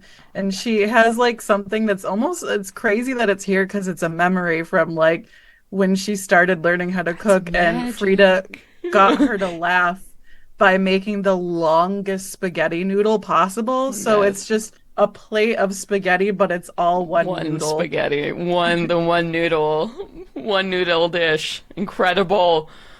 Man, that's so hard to do. You have to be so fucking skilled to do that. Yeah. Frida can do A anything. good ass joke. Yeah, so all of this fare and everything you guys want appears on the whole banquet table. So everybody like is sitting down like, ooh, like the fun of like, what the hell is this? Like most people are like, what? Wow! They pick up the noodle and it's just like so fucking Woo! fantastic. They're like, oh my god, it's like a toy that's food. Yeah. Yeah, so everybody's having a great fucking time, and even the people who like can't necessarily digest, they'll take what they can, and then they do have chefs standing by ready. Like Caterpillar is, he's on it. Like, but this is part of the fun, and that's why there were so many hors d'oeuvres as well beforehand, just in case. But yeah, so you have to spend, an hour having like delightful dinner. You have to, conversation and just so many drinks. And that waitress obviously adopts you and is like there for whatever you fucking need. What is her name? Give me a name. Her name is Windy. She's fast like the wind. That's Yep. our girl. Windy. Yeah, so she's loving it. And she's got, she kind of looks like a reed person. So actually when she moves, there's a little like a little whistle that happens. Cute. Windy. Yeah, so, loving it, all good. Dinner, eventually wraps up and people are like so full of potatoes and pasta. And they're like, oh, this experience is interesting. And things start kind of winding down. And you all are essentially released. You've been given instructions that in the morning, bright and early, you will be picked up to go to your final trial. So be ready, bring all your equipment, everything. Should be an affair to remember. Yeah, so Sage, thank you for popping Hero's Feast up in the thing, but damn kids, make sure to note all of these things down, because these will be awesome. So Hero's Feast gives you all so much good shit. So, several benefits. Creature is cured of all diseases and poison. You are immune to to poison. You are immune to poison, and you're immune to fritant. You make all wisdom saves with advantage. Your hit point maximum increases by 2d10, and it gains the same number of hit points on top of that. So a bunch of good-ass shit. So I'll leave you... Oh, that's what you added into the chat. Yeah. Okay. Yeah. That's a lot. It's Yeah, a I put lot. in my It's a lot of good character shit. sheet. So just go ahead and make sure you have it applied for next time. It'll be super important during the trial for no reason in particular. These things I'm will sure. be helpful for you. Like, you know what? The Green Lady is really just Celeste. She's like, you let me like design a fucking cool challenge encounter? Yes, I live for that. The rest of my life is gardening, so you know it's gonna get wild, Fey wild. So, Ayo. but yeah, as things are wrapping up, and you know you're feeling the magical benefits of this amazing feast, and you're starting to say your farewells and everything. There will be like a buzzing sound up ahead as you see like a tiny little pixie like flying in on a winged insect. Some of you would recognize, both Aoife and Lou saw this person just called the NC from before both of your trials. Tony, this is a new sight to you as you're just is whizzing by. And you hear, "Hello, champions!" Except it's not blasting in your ears like it was actually at the scenes. I heard that you all have some questions for me about tomorrow, and I can't promise to be able to answer everything, but I have been given a little leeway to answer some of those concerns for you. Fabulous. What can I do for you? Take it away, Aoife. Will we be competing champions? Oh, well, I don't want to spoil everything for you, but apparently you've been talking to some folks. Indeed, you are not the only champions requesting an audience with the lady, and since 4 of you have succeeded, 4 champions will indeed be involved. Perhaps in some adversarial manner, though I cannot speak more on that. Our 5th party member who did not succeed in their trial, will we be able to reconnect with them after these trials are completed? Ah, yes, our dear not-so-virtuous captain. Well, again, no spoilers, but if you all manage to win the day tomorrow, perhaps there will also be a way for you to reunite with this individual. But again, it is entirely up to you. So, why'd he fail? Oh my dear. Lou's like ready for the juicy details. Well, I'm not. He puts a little Come tiny hand on. over his mouth. Well, I'm not at license to discuss the specifics in case what you have faced before is relevant to what you may be facing tomorrow. But you know you want to. Oh, you know I can't though. It like pokes back. Seriously, I can't. But you know, do well tomorrow, and maybe you can win back your captain and win the day. Who knows? Seems like we don't have much of a choice. So, Well, I mean, there's that.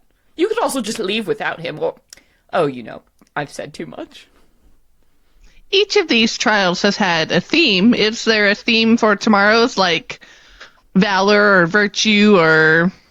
Oh, well, I think you'll probably need all of those things in spade to succeed. Oh, very well. He sips from the tiniest little thimble cup you've ever seen in your life. we could leave without him.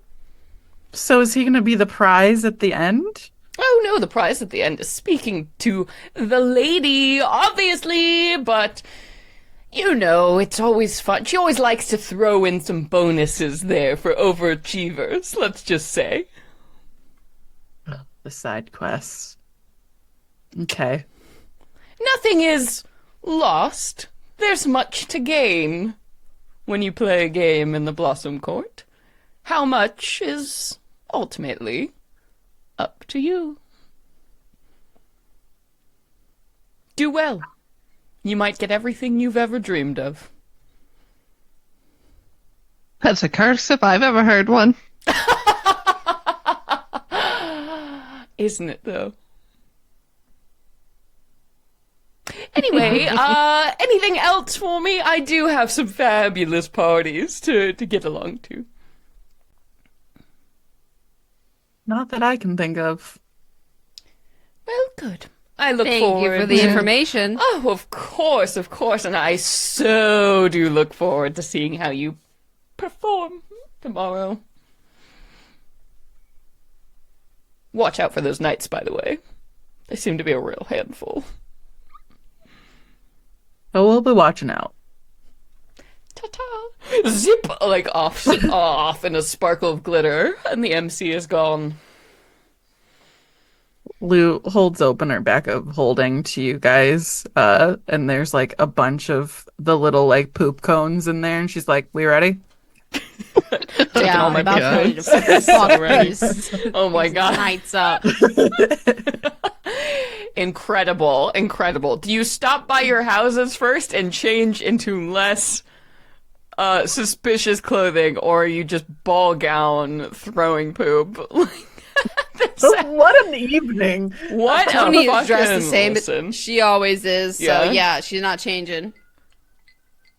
If nobody wants to go back, Lou will just cut the skirt off. This ain't her dress.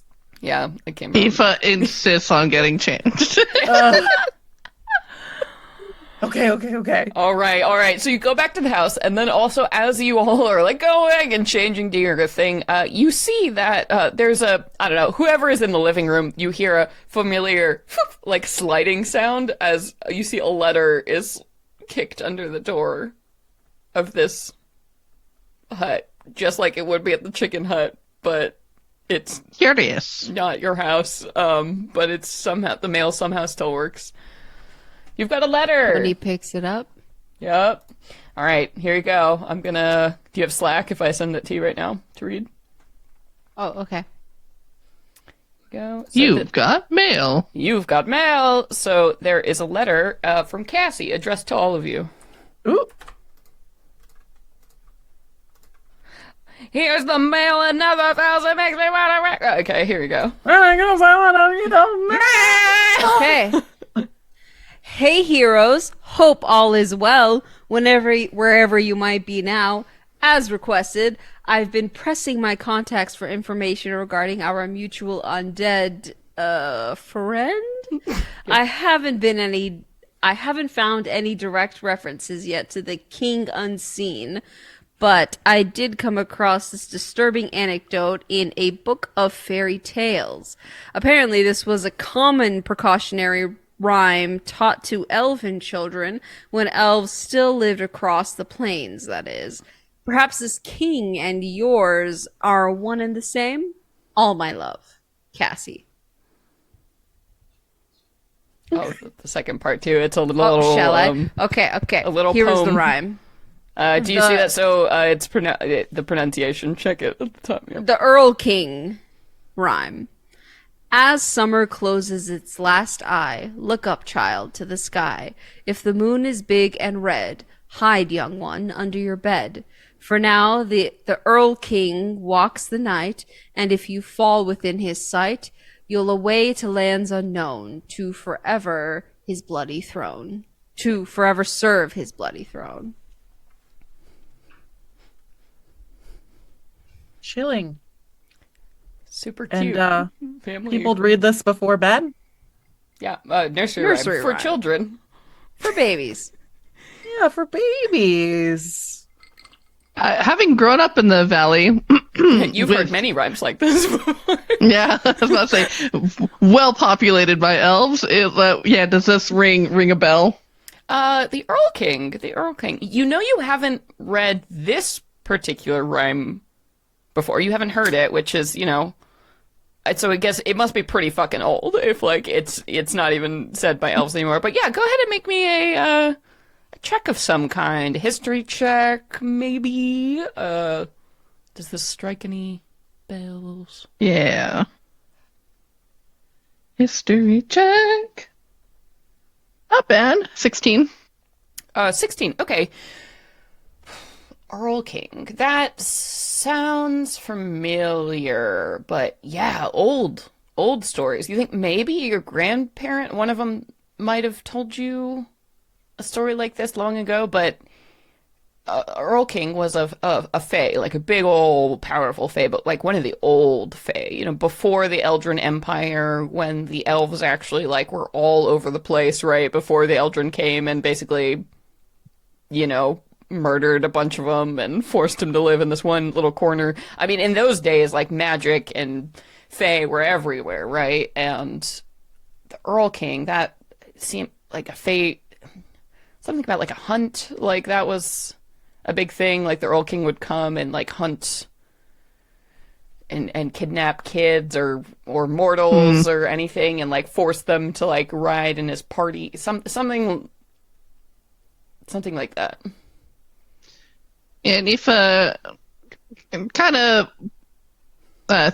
turning some things over in her mind, and she's like, "This is like a really, really ancient nursery rhyme. Like, I've never heard anything about it, from any of like my friends who were elves growing up or anything like that. But something about a hunt, which makes me think forest court and like the huntress and."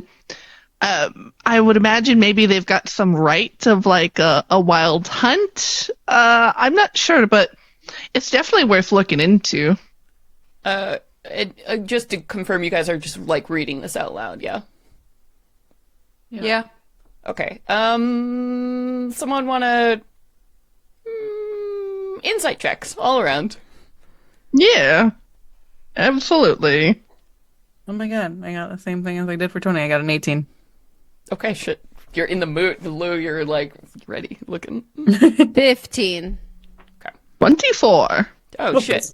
Okay. Well, Eva, My jam. Eva and Lou, there will be a sharp. You're noticing. You're like, oh, this thing I've heard about. There's like a kind of a clash, like from the kitchen as Rook seems to drop something and like knocks over a glass, and it's just like shit, and like just gets really like nervous and weird, like.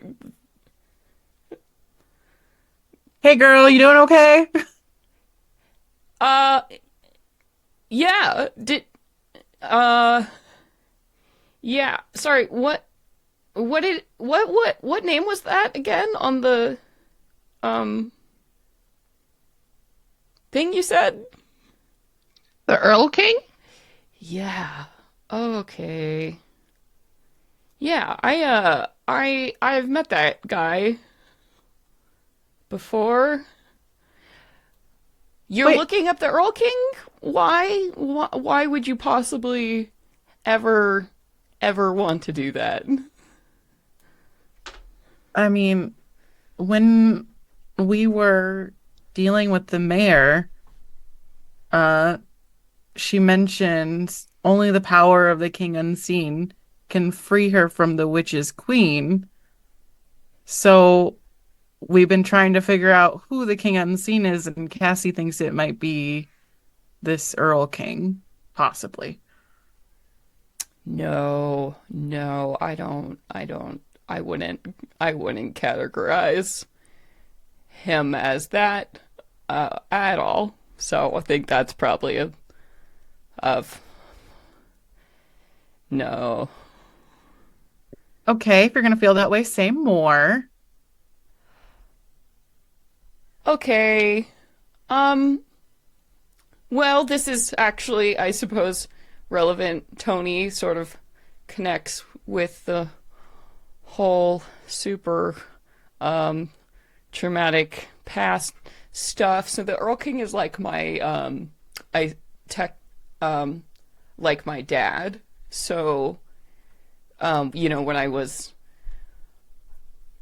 a fae, and yeah, just like leads the wild hunt and sort of just murders a whole lot of people. And I did that for a super long time before being mortal, so that's what that is. And I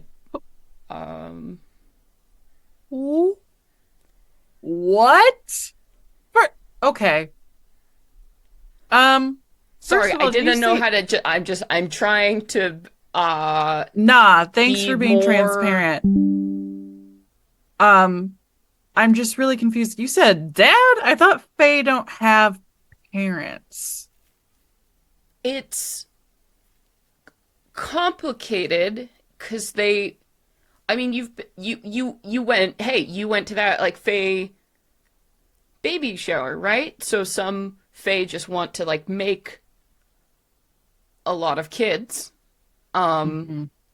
to serve maybe in their like murder parties or whatever the case may be. And so I happen to have been one of those people who Mhm. like that was my whole deal.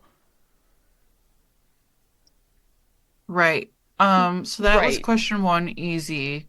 You just like murdered people? Like willy-nilly? Well, Or we hunted how often? them because that's the whole. I mean, you heard the Were they bad fucking rhyme. people? No, no, they just that's the whole thing. It's the sport of it. When people get lost in the wilds, we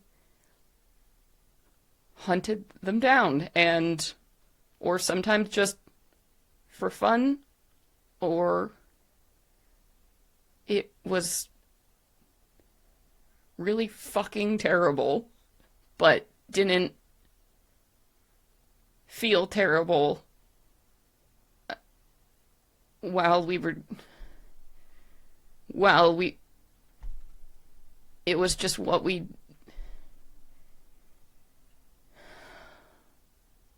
I didn't I mean, know it was wrong. It's so fucking stupid to say, but like when until I was this, until life mattered, until life meant anything.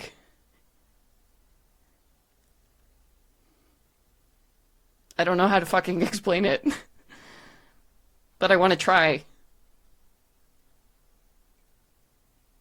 It's just like waving her hands, like I don't know where to go from here.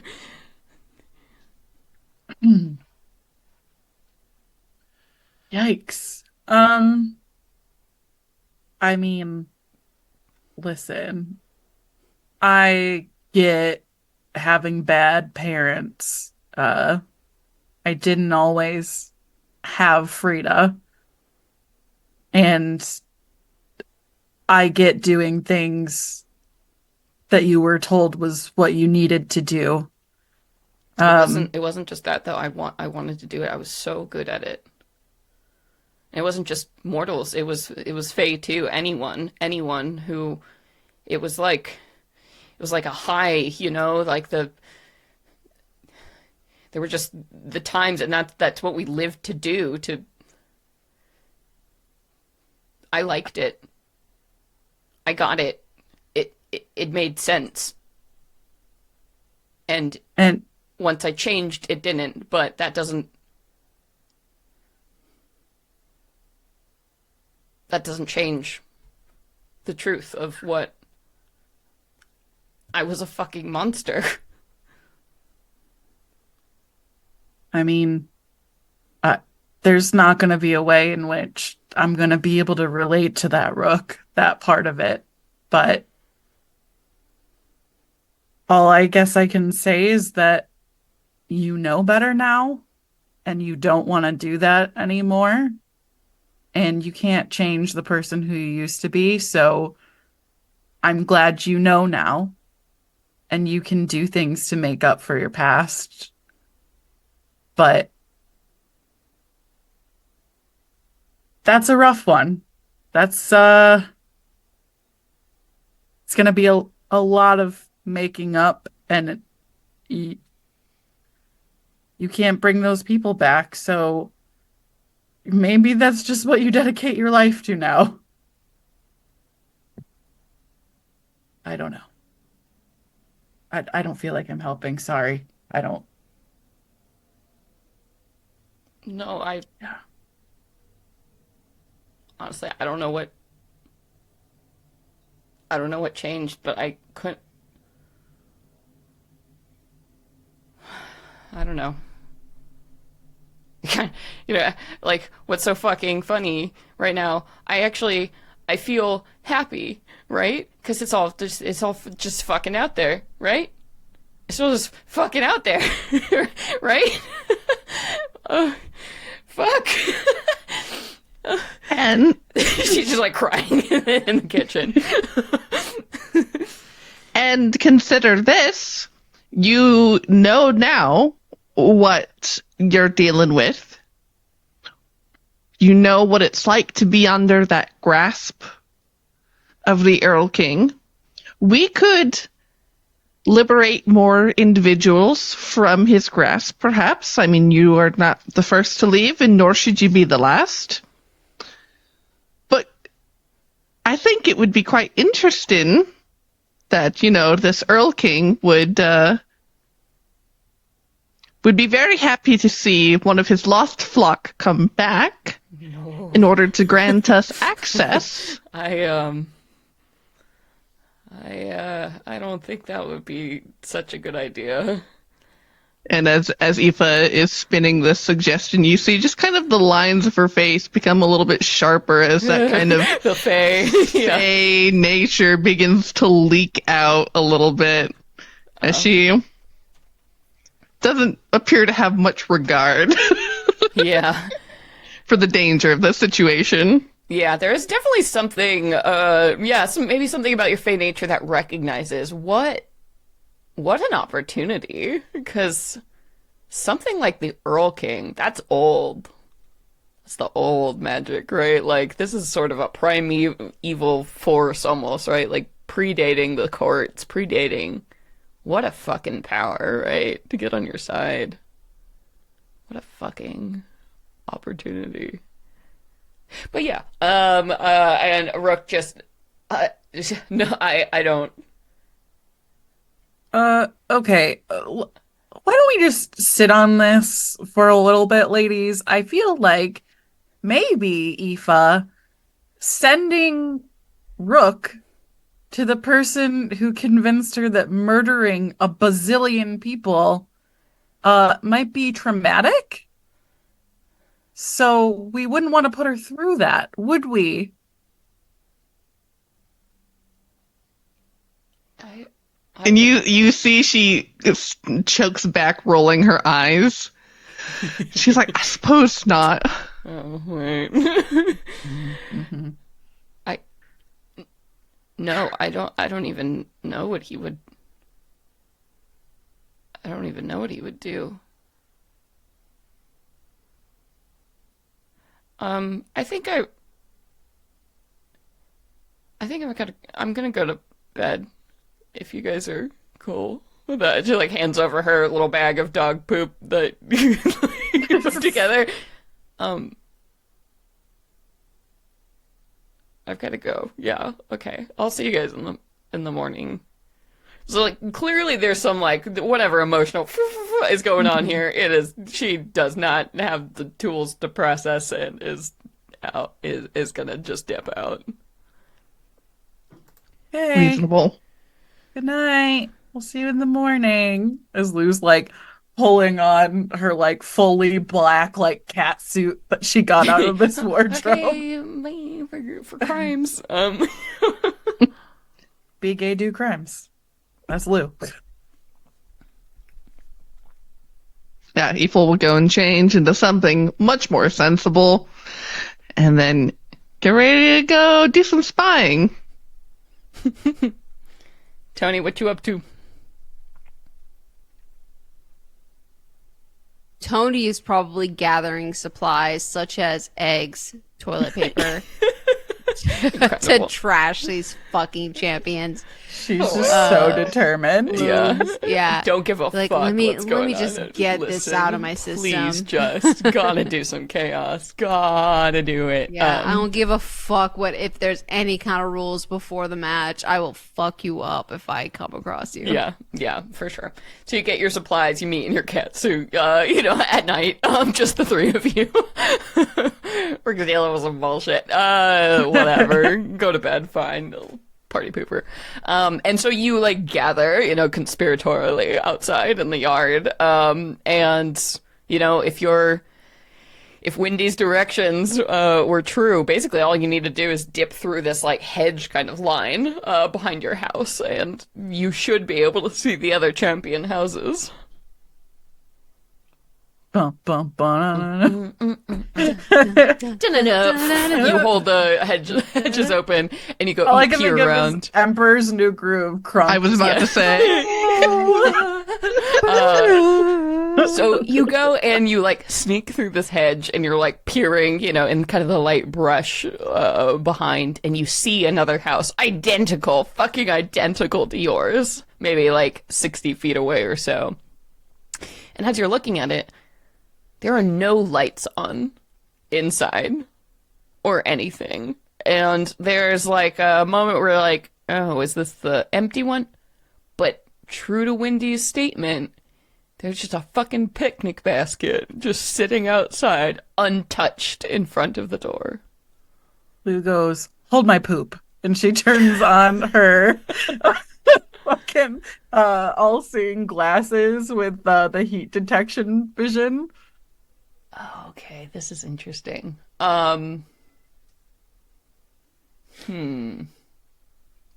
Okay, so you would look inside and you pick up two clearly like humanoid-ish shaped figures, like sort of sitting in the front room. So they must be like in the front-ish kind of room.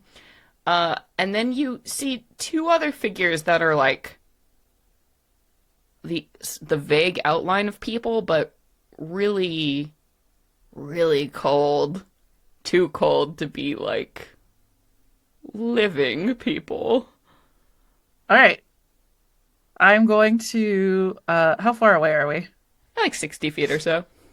Oh, perfect. I'm going to use Cassie's charm so that I can cast Divine Sense and look for undead.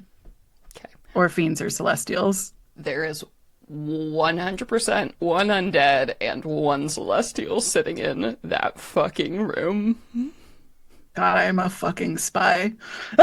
Yup. Genius. And you can 100% assume it was those two that were making weird-ass, not normal mortal signatures. Nice fucking job, dude. Take some inspiration.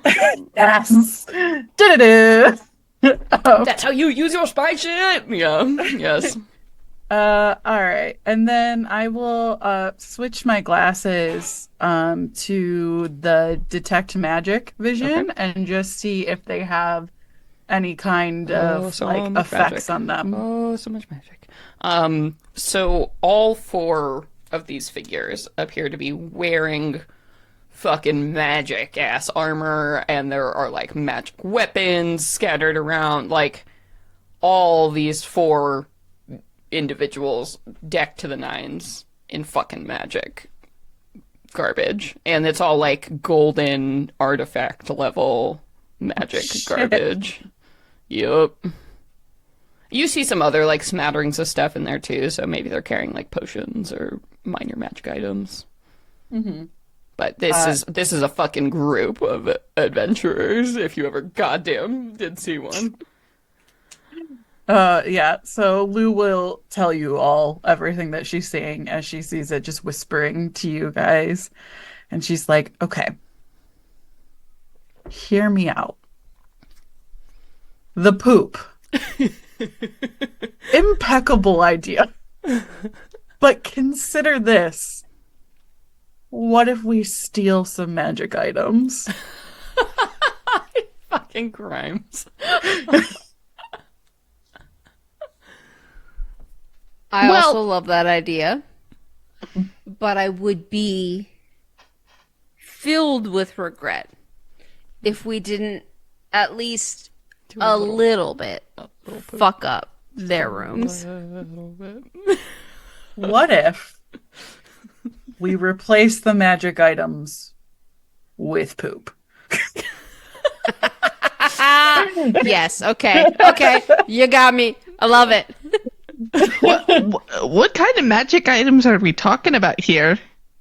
B- big boys. They're really magical. Like, I'm getting like artifact level. So that's my one concern, right? Is that I will say, it looks like the artifact level shit appear to be like the armors and weapons that they're like wearing on their person. Also weird a little bit, maybe, that they're all sitting like right next to each other in full armor and Yeah, like they're weapons ready. at like 11 o'clock at fucking night. So, just saying that too. are any of like the potions and stuff that are Yeah. in there? Are they like in the back room where Yeah, they're like not kind of all scattered sitting? around, like the, like adventurers at an Airbnb, right? Everything else they've thrown around them, so that you have no chance, basically, of getting any of the artifact level shit that they're Yeah, wearing on okay, their person. that's fair. But there's like, bags of potions that like they've put down, are packed for tomorrow. Maybe each of them has like, a cloak or some shit hanging, in their own individual closets, that kind of stuff. Okay. Would you guys want to stand by and let me sneak? I'm so sneaky. Yeah, We're I'm not that very sneaky, sneaky. so both of you, please be my guest. I'll be the lookout. Okay, and like take some extra poop in case they do come. Nobody likes poop eyes. Oh my god, this reminds me of when I was younger. All right. Some of the stupid ass eyes I used to pull. You wouldn't believe them. I'll tell you more later. And what's great about being in the Fae realm is that they won't fucking care. But if you were in the mortal realm, you might get in trouble. They're like, hell yeah, that's shitty as hell. Love that. Love that Yeah, about love you. it. They didn't say Literally we couldn't. shitty as hell. Oh yeah. So, It's not expressly against the rules, so why the fuck not? All right, you guys, here's what I'm doing. I'm opening up in Tales of the Valiant for an upcoming project. You know what? Actually, we can say in the Game Master's Guide, we have a bunch of like random treasure tables that are like way cuter than 5e1. So I'm pulling it up now, and we're gonna randomly roll what the fuck you guys steal, because I'm assuming Lou, at the very least, is gonna get like 30 something. Aoife is not very sneaky. She'll come up with you because she can try and deflect attention Right. away from you and shit like that. But, so for one, Aoife is for sure going to give you a bardic inspiration die. thank you. And two, she's going to cast haste on you so that you can be extra Ooh. sneaky, or actually you can be extra fast and get shit done twice as fast.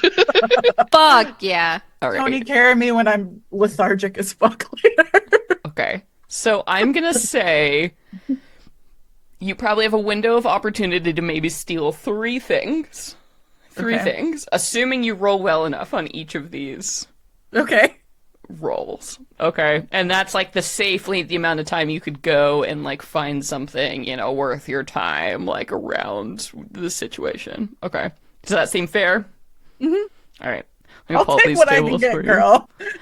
Girl, listen. I Free can get shit. girl poop. I'm getting free shit. This is the best. Okay, all right. So let's go ahead. And so Aoife and Lou are sneaking up to the house. Tony's, playing, I guess, look out in the hedges. Yeah. Mm-hmm. Okay.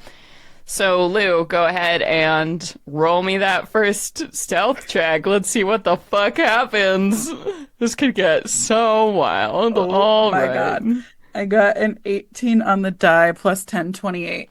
Okay, we're in tier 2, so 5 to 10. Yeah, levels 5 to 10. Holy shit. All right, let's get you. Look at these bundies. Here we go.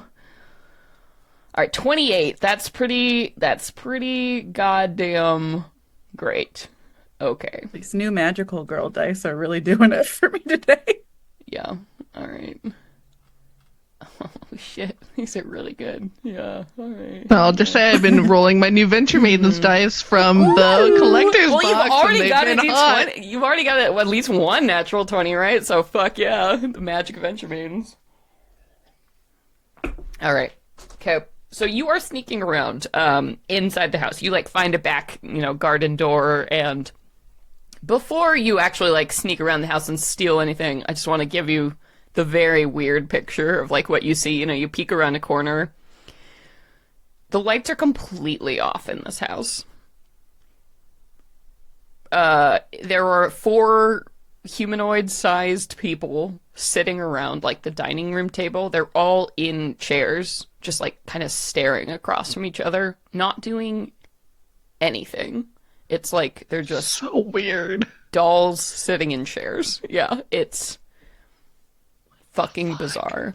And all of them, you cannot see any details about them because they are head to toe covered in armor. Like full plate armor, like with their helmets on and everything, and they're just sitting there. So that's freaky as shit. Just point one. Some details you can notice about them. Each of them has kind of a different like color scheme going on, and each of them wears like a different tabard and has like some different iconography going on with them. So the first one, as you are looking around here, you see is wearing like blue metal armor with kind of a white tabard and like the symbol of like a goblet or like a cup on it. Sitting next to them, you see someone, and this was the...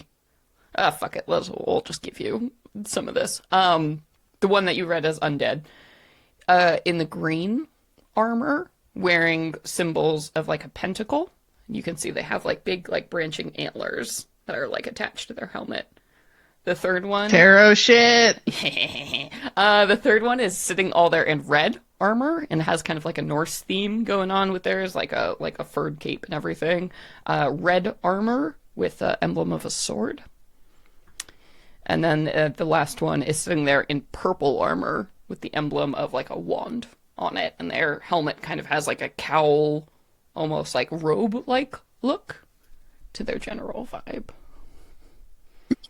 That one you read as the Celestial. Okay. The other two, you don't know what they are, but you know they are not Celestials, Fiends, or Undead. Mm-hmm. And they did have a heat signature, so probably something mortal. You would hope. God, I hope. Okay. But yeah, sitting there in the dark, just like painting that picture for you, Blue has a completely thought. still. So weird. We Extremely are fucking officially the weird. party house. Yeah. Obviously. Losers. Bunch of fucking nerds. Yeah, Sitting in the so dark. fucking bizarre. Okay, so rolling this dice on this first one. Okay, so you are going to go ahead and roll me a d4. Okay, D4. 2. Okay, write this down for me. You're going to find 2 very rare consumable items. We'll deal with Ooh, what those shit. are in a minute, but that's going to be like 2 very rare potions or, salves or whatever it is. That's your first roll, bitch.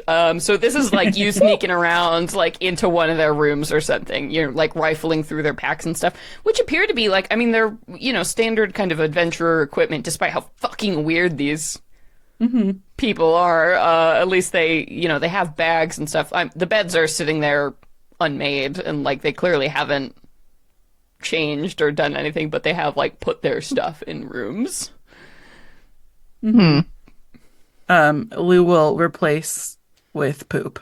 Yeah, absolutely. Okay, so you fill up, I don't know, what do you, like a bag, you find like a shoulder bag that had these like potions and they each fill that with shit.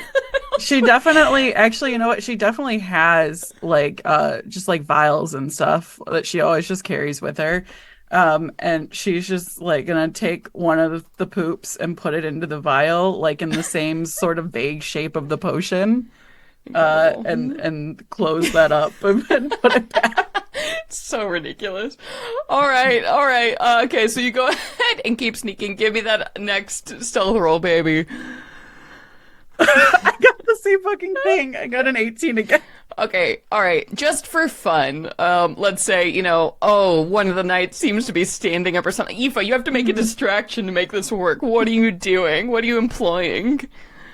So she just immediately, like, hears like the creak of a chair. She's like listening so intently, and she just snap judgment and casts prestidigitation to make the sound of like an owl, just like hooting in the night towards the front of the house. Yeah, and you see all 4 of the knights at the exact same time turn their head, like, to look towards the source of the noise. And one of them actually stands up. So Tony from the bushes, you're like, oh shit, as you see, like, a blue armored, like, full fucking armor knight, like, comes to the door and, like, opens it up and sort of, like, looks around. Doesn't see anyone. I imagine Aoife, you're, like, tucked behind a corner or something. Then just closes. Pressed up against the wall. Yeah. So... And then just closes the door. You see, like, just a purple, like, thumbs up come from the window. Okay. All right. So you note down you get 1 uncommon wondrous item. Got it. I'll roll for these. All right. Okay. 1 more. Give me that stealth roll. See what we get. That is a The 16. Fae better respect this shit that we're doing right Oh no, now. they're fucking loving This it. is something they would Yeah. love. Oh, they would honestly. be so fucking into this. If you brag about Yeah. this tomorrow, they're gonna be all over it. Actually, Fuck yeah. You know what? That was kind of shitty. I only got a 16, so I'm gonna put it into my flower. Nice. Just gobble that up because these guys are really scary and I don't want to fuck up. That's fair. Okay. That is a 15, so 25. Yeah, they also don't appear to need to sleep or rest, obviously, so your powers of observation are probably pretty good. Okay, 25 is nice, though. 25 will work. Okay, oh shit, okay. Write down 1 rare armor. Ooh. Fuck, alright. Here's how you break open the goddamn industry. Honestly, though, you guys probably needed some Prime magic items, phase. so let's, It was time. alright, okay, so I'm let's... fucking here for it. Fuck yeah. So, first one, it was the consumable... Remind me? Yeah, 2 it's, very rare 2 very- consumables. Okay. Yep. Nice. Alright, so I'm gonna roll some D100s. Alright, so you make it out of the house with your big bag of shit, and let's see exactly... Or I guess your big bag of stuff, and you've left No the shit longer a behind. big bag Yeah. of shit. That's all in there. Alright, we got a 55, which means... Oh, okay, you get a potion of diminution. Potion cool. that can make you very tiny. For 1. Then you get... Ooh, 71. Alright, you get a potion of heroism. Nice. Also a very good fucking potion. Okay. And just so you know, too, that doesn't... This is the column you rolled to roll in, so these are both rare items. They're not very rare, but you're rolling in the very rare treasure column, just like making it clear for everyone how Oh, it good. works in Tales of the Valley. Like I said, I'm happy with anything that I get out of it. All right, and then the second out of 10. one... Yeah, right. And the second one was... Remind me? That was 1 uncommon wondrous item. Okay, wondrous item, uncommon. Doo-doo-doo. All right, here we go. So 82. Ooh, okay. You get gauntlets of ogre power. Oh, he's so fucking lucky, Tony. I'm just saying right the fuck now. Fuck. All right. Welcome to your strength being 21 or whatever the fuck. Holy shit. That's nice. Holy It pays to be petty, shit. people. It pays to Yes, steal. bitch. Do crimes. Okay. Do crime. Read minds, do crime. Hell yeah. All right, we said very rare armor. Yeah. One rare armor. Okay, 1 rare armor. All right. Yeah. We get armor of resistance. I will let you pick the type. Shit. So you could even pick like for Lou or for Aoife an armor type you could wear, and then you can pick the damage type you want. Okay. I'll think about it. Fuck yeah, guys. Hell yeah, let's go. Nasty. Right as we're leaving, Lou takes like the last like poop cone she has, and on the wall she writes, "Eat a bag of dicks, losers," and then just like does a cartwheel out the window. Yeah. Do you want to let Tony do some of it? I'll let Tony without Tony his stealth has her check, own. you know, As listen. soon as Okay. Lou Yeah. like gets out there, she's like rain terror. Okay, Tony, bring it down. We don't have to be quiet anymore. What's the plan? We don't have to be quiet anymore? No, because you've done all the crimes inside. Now you're in the hedge, so you can throw whatever you want or do whatever the fuck you want from outside. You're the kids in the car that can drive off real quick right now. Oh, well, if we're just if we're out, I'm not actually in the room, obviously, because I'm gonna keep a watch. I don't know. I'm just real proud of you guys. I love it. I'm gonna light whatever remaining pieces of shit we have we've got left so on much if fire, you want it, and yeah. I'm gonna lob it and try and make it like hit their window, so the window is on fire, covered in shit. Yeah, absolutely, you do. And because there's like green, vines and stuff, like it hits, like an old flower pot. There's like a little and there's like you see movement like inside, but once again, these people aren't like turning on lights or like really panicking. It's almost like watching robots just like walk around and like open up the door and like peering around here, and you're like in the hedge. The fuck are you doing here? Obviously, whatever you wanted to talk about wasn't that serious. Yeah. I guess they just. So you absolutely cover their house in flaming poop and took a bunch of their Literally stuff. smoke, shit, and choke. Yeah. So incredible. Do you make your exit very quickly after this before they have time to? Yep. We Start a out. lawn fight. Yep. So you run back to your house. You've done it. You've done crimes.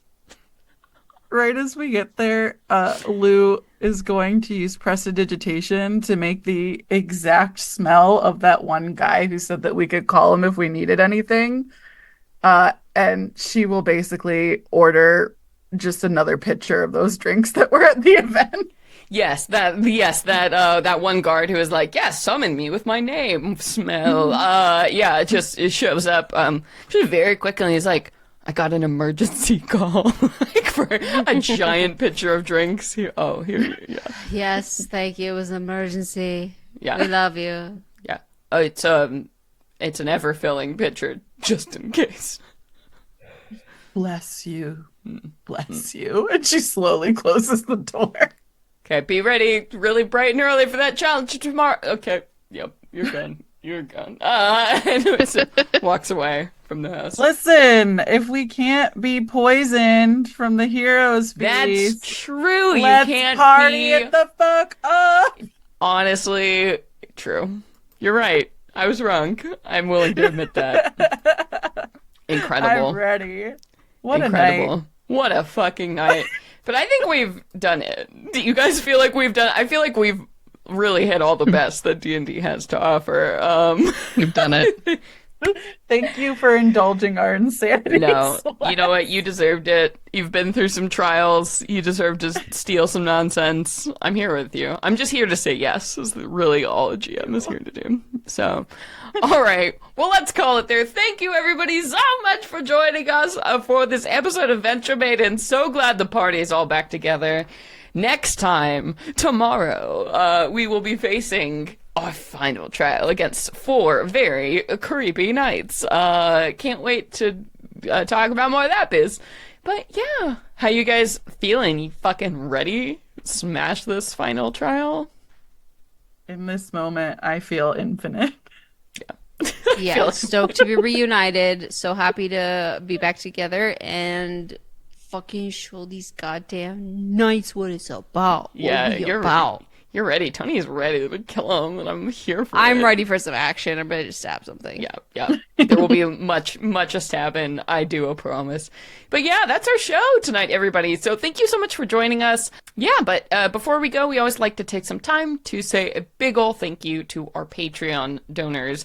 Patreon is an amazing website where you can go and basically, pledge monthly donations to creators you love, or one-time donations for even as little as like $1 a month, like people who come and donate and set that up, and like you can set it and forget it, and it's just an awesome way to support indie creators. So thank you to those bold, brave, beautiful, brave people who donate on Patreon. We always like to take some time to say thank you to our 2 higher donor tiers. So let's go around the horn here and say a big ol' thank you. I'll start things off with thank you, Muffin, at the one on Drury Lane on Twitter/X. Thank you so much to Nissa McKinnon. Thank you, Richie113 on our Discord. And thank you so much, Tony. You're the luckiest one when you get Tony. Always get to it's say most Tony. fun to say. Tony! Tony! Thank you so much, Fable. Thank you to our wonderful mod, Markali. Thank you, Mrim. Yes. Mrim. You got I'm it, girl. hoping I'm saying that right. Mrim. You got it, boo-boo. And thank you to Nadia. And thank you so much, Noon, from the Discord server. Thank you to Alan, a.k.a. Obsidian Crix? Sirix? Cyrix? Yeah. Hey, guy. Thank you, Scott. And thank you, Steven. And thank you so much, Chris. You guys rock our fucking socks off. Thank you, you wonderful, beautiful angels. We can't wait to be back. Until next time. Until then, you guys, I've been your Dungeon Master / Game Master, Celeste Konowich. Hello, I'm Katie. I've been playing Luveris Sath, your drow wogue. Wogue.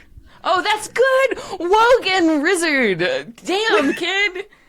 Shit. I'm really doing it out You're here. really doing it. Damn. I am Nassim. I have been your half-orc fighter and baby druid, Tony Silvertail. And I have been Sage, and I am Sage. Will be, and will always be. Forevermore. I'm Sage, and I have been Aoife, your babely crime assistant. Oh, I love it. I love your big crime energy. All of you. All right, kids, that's it. That's all we got for you. So until next time, everybody. Venture away, everybody. Bye-bye. Get the fuck out of here.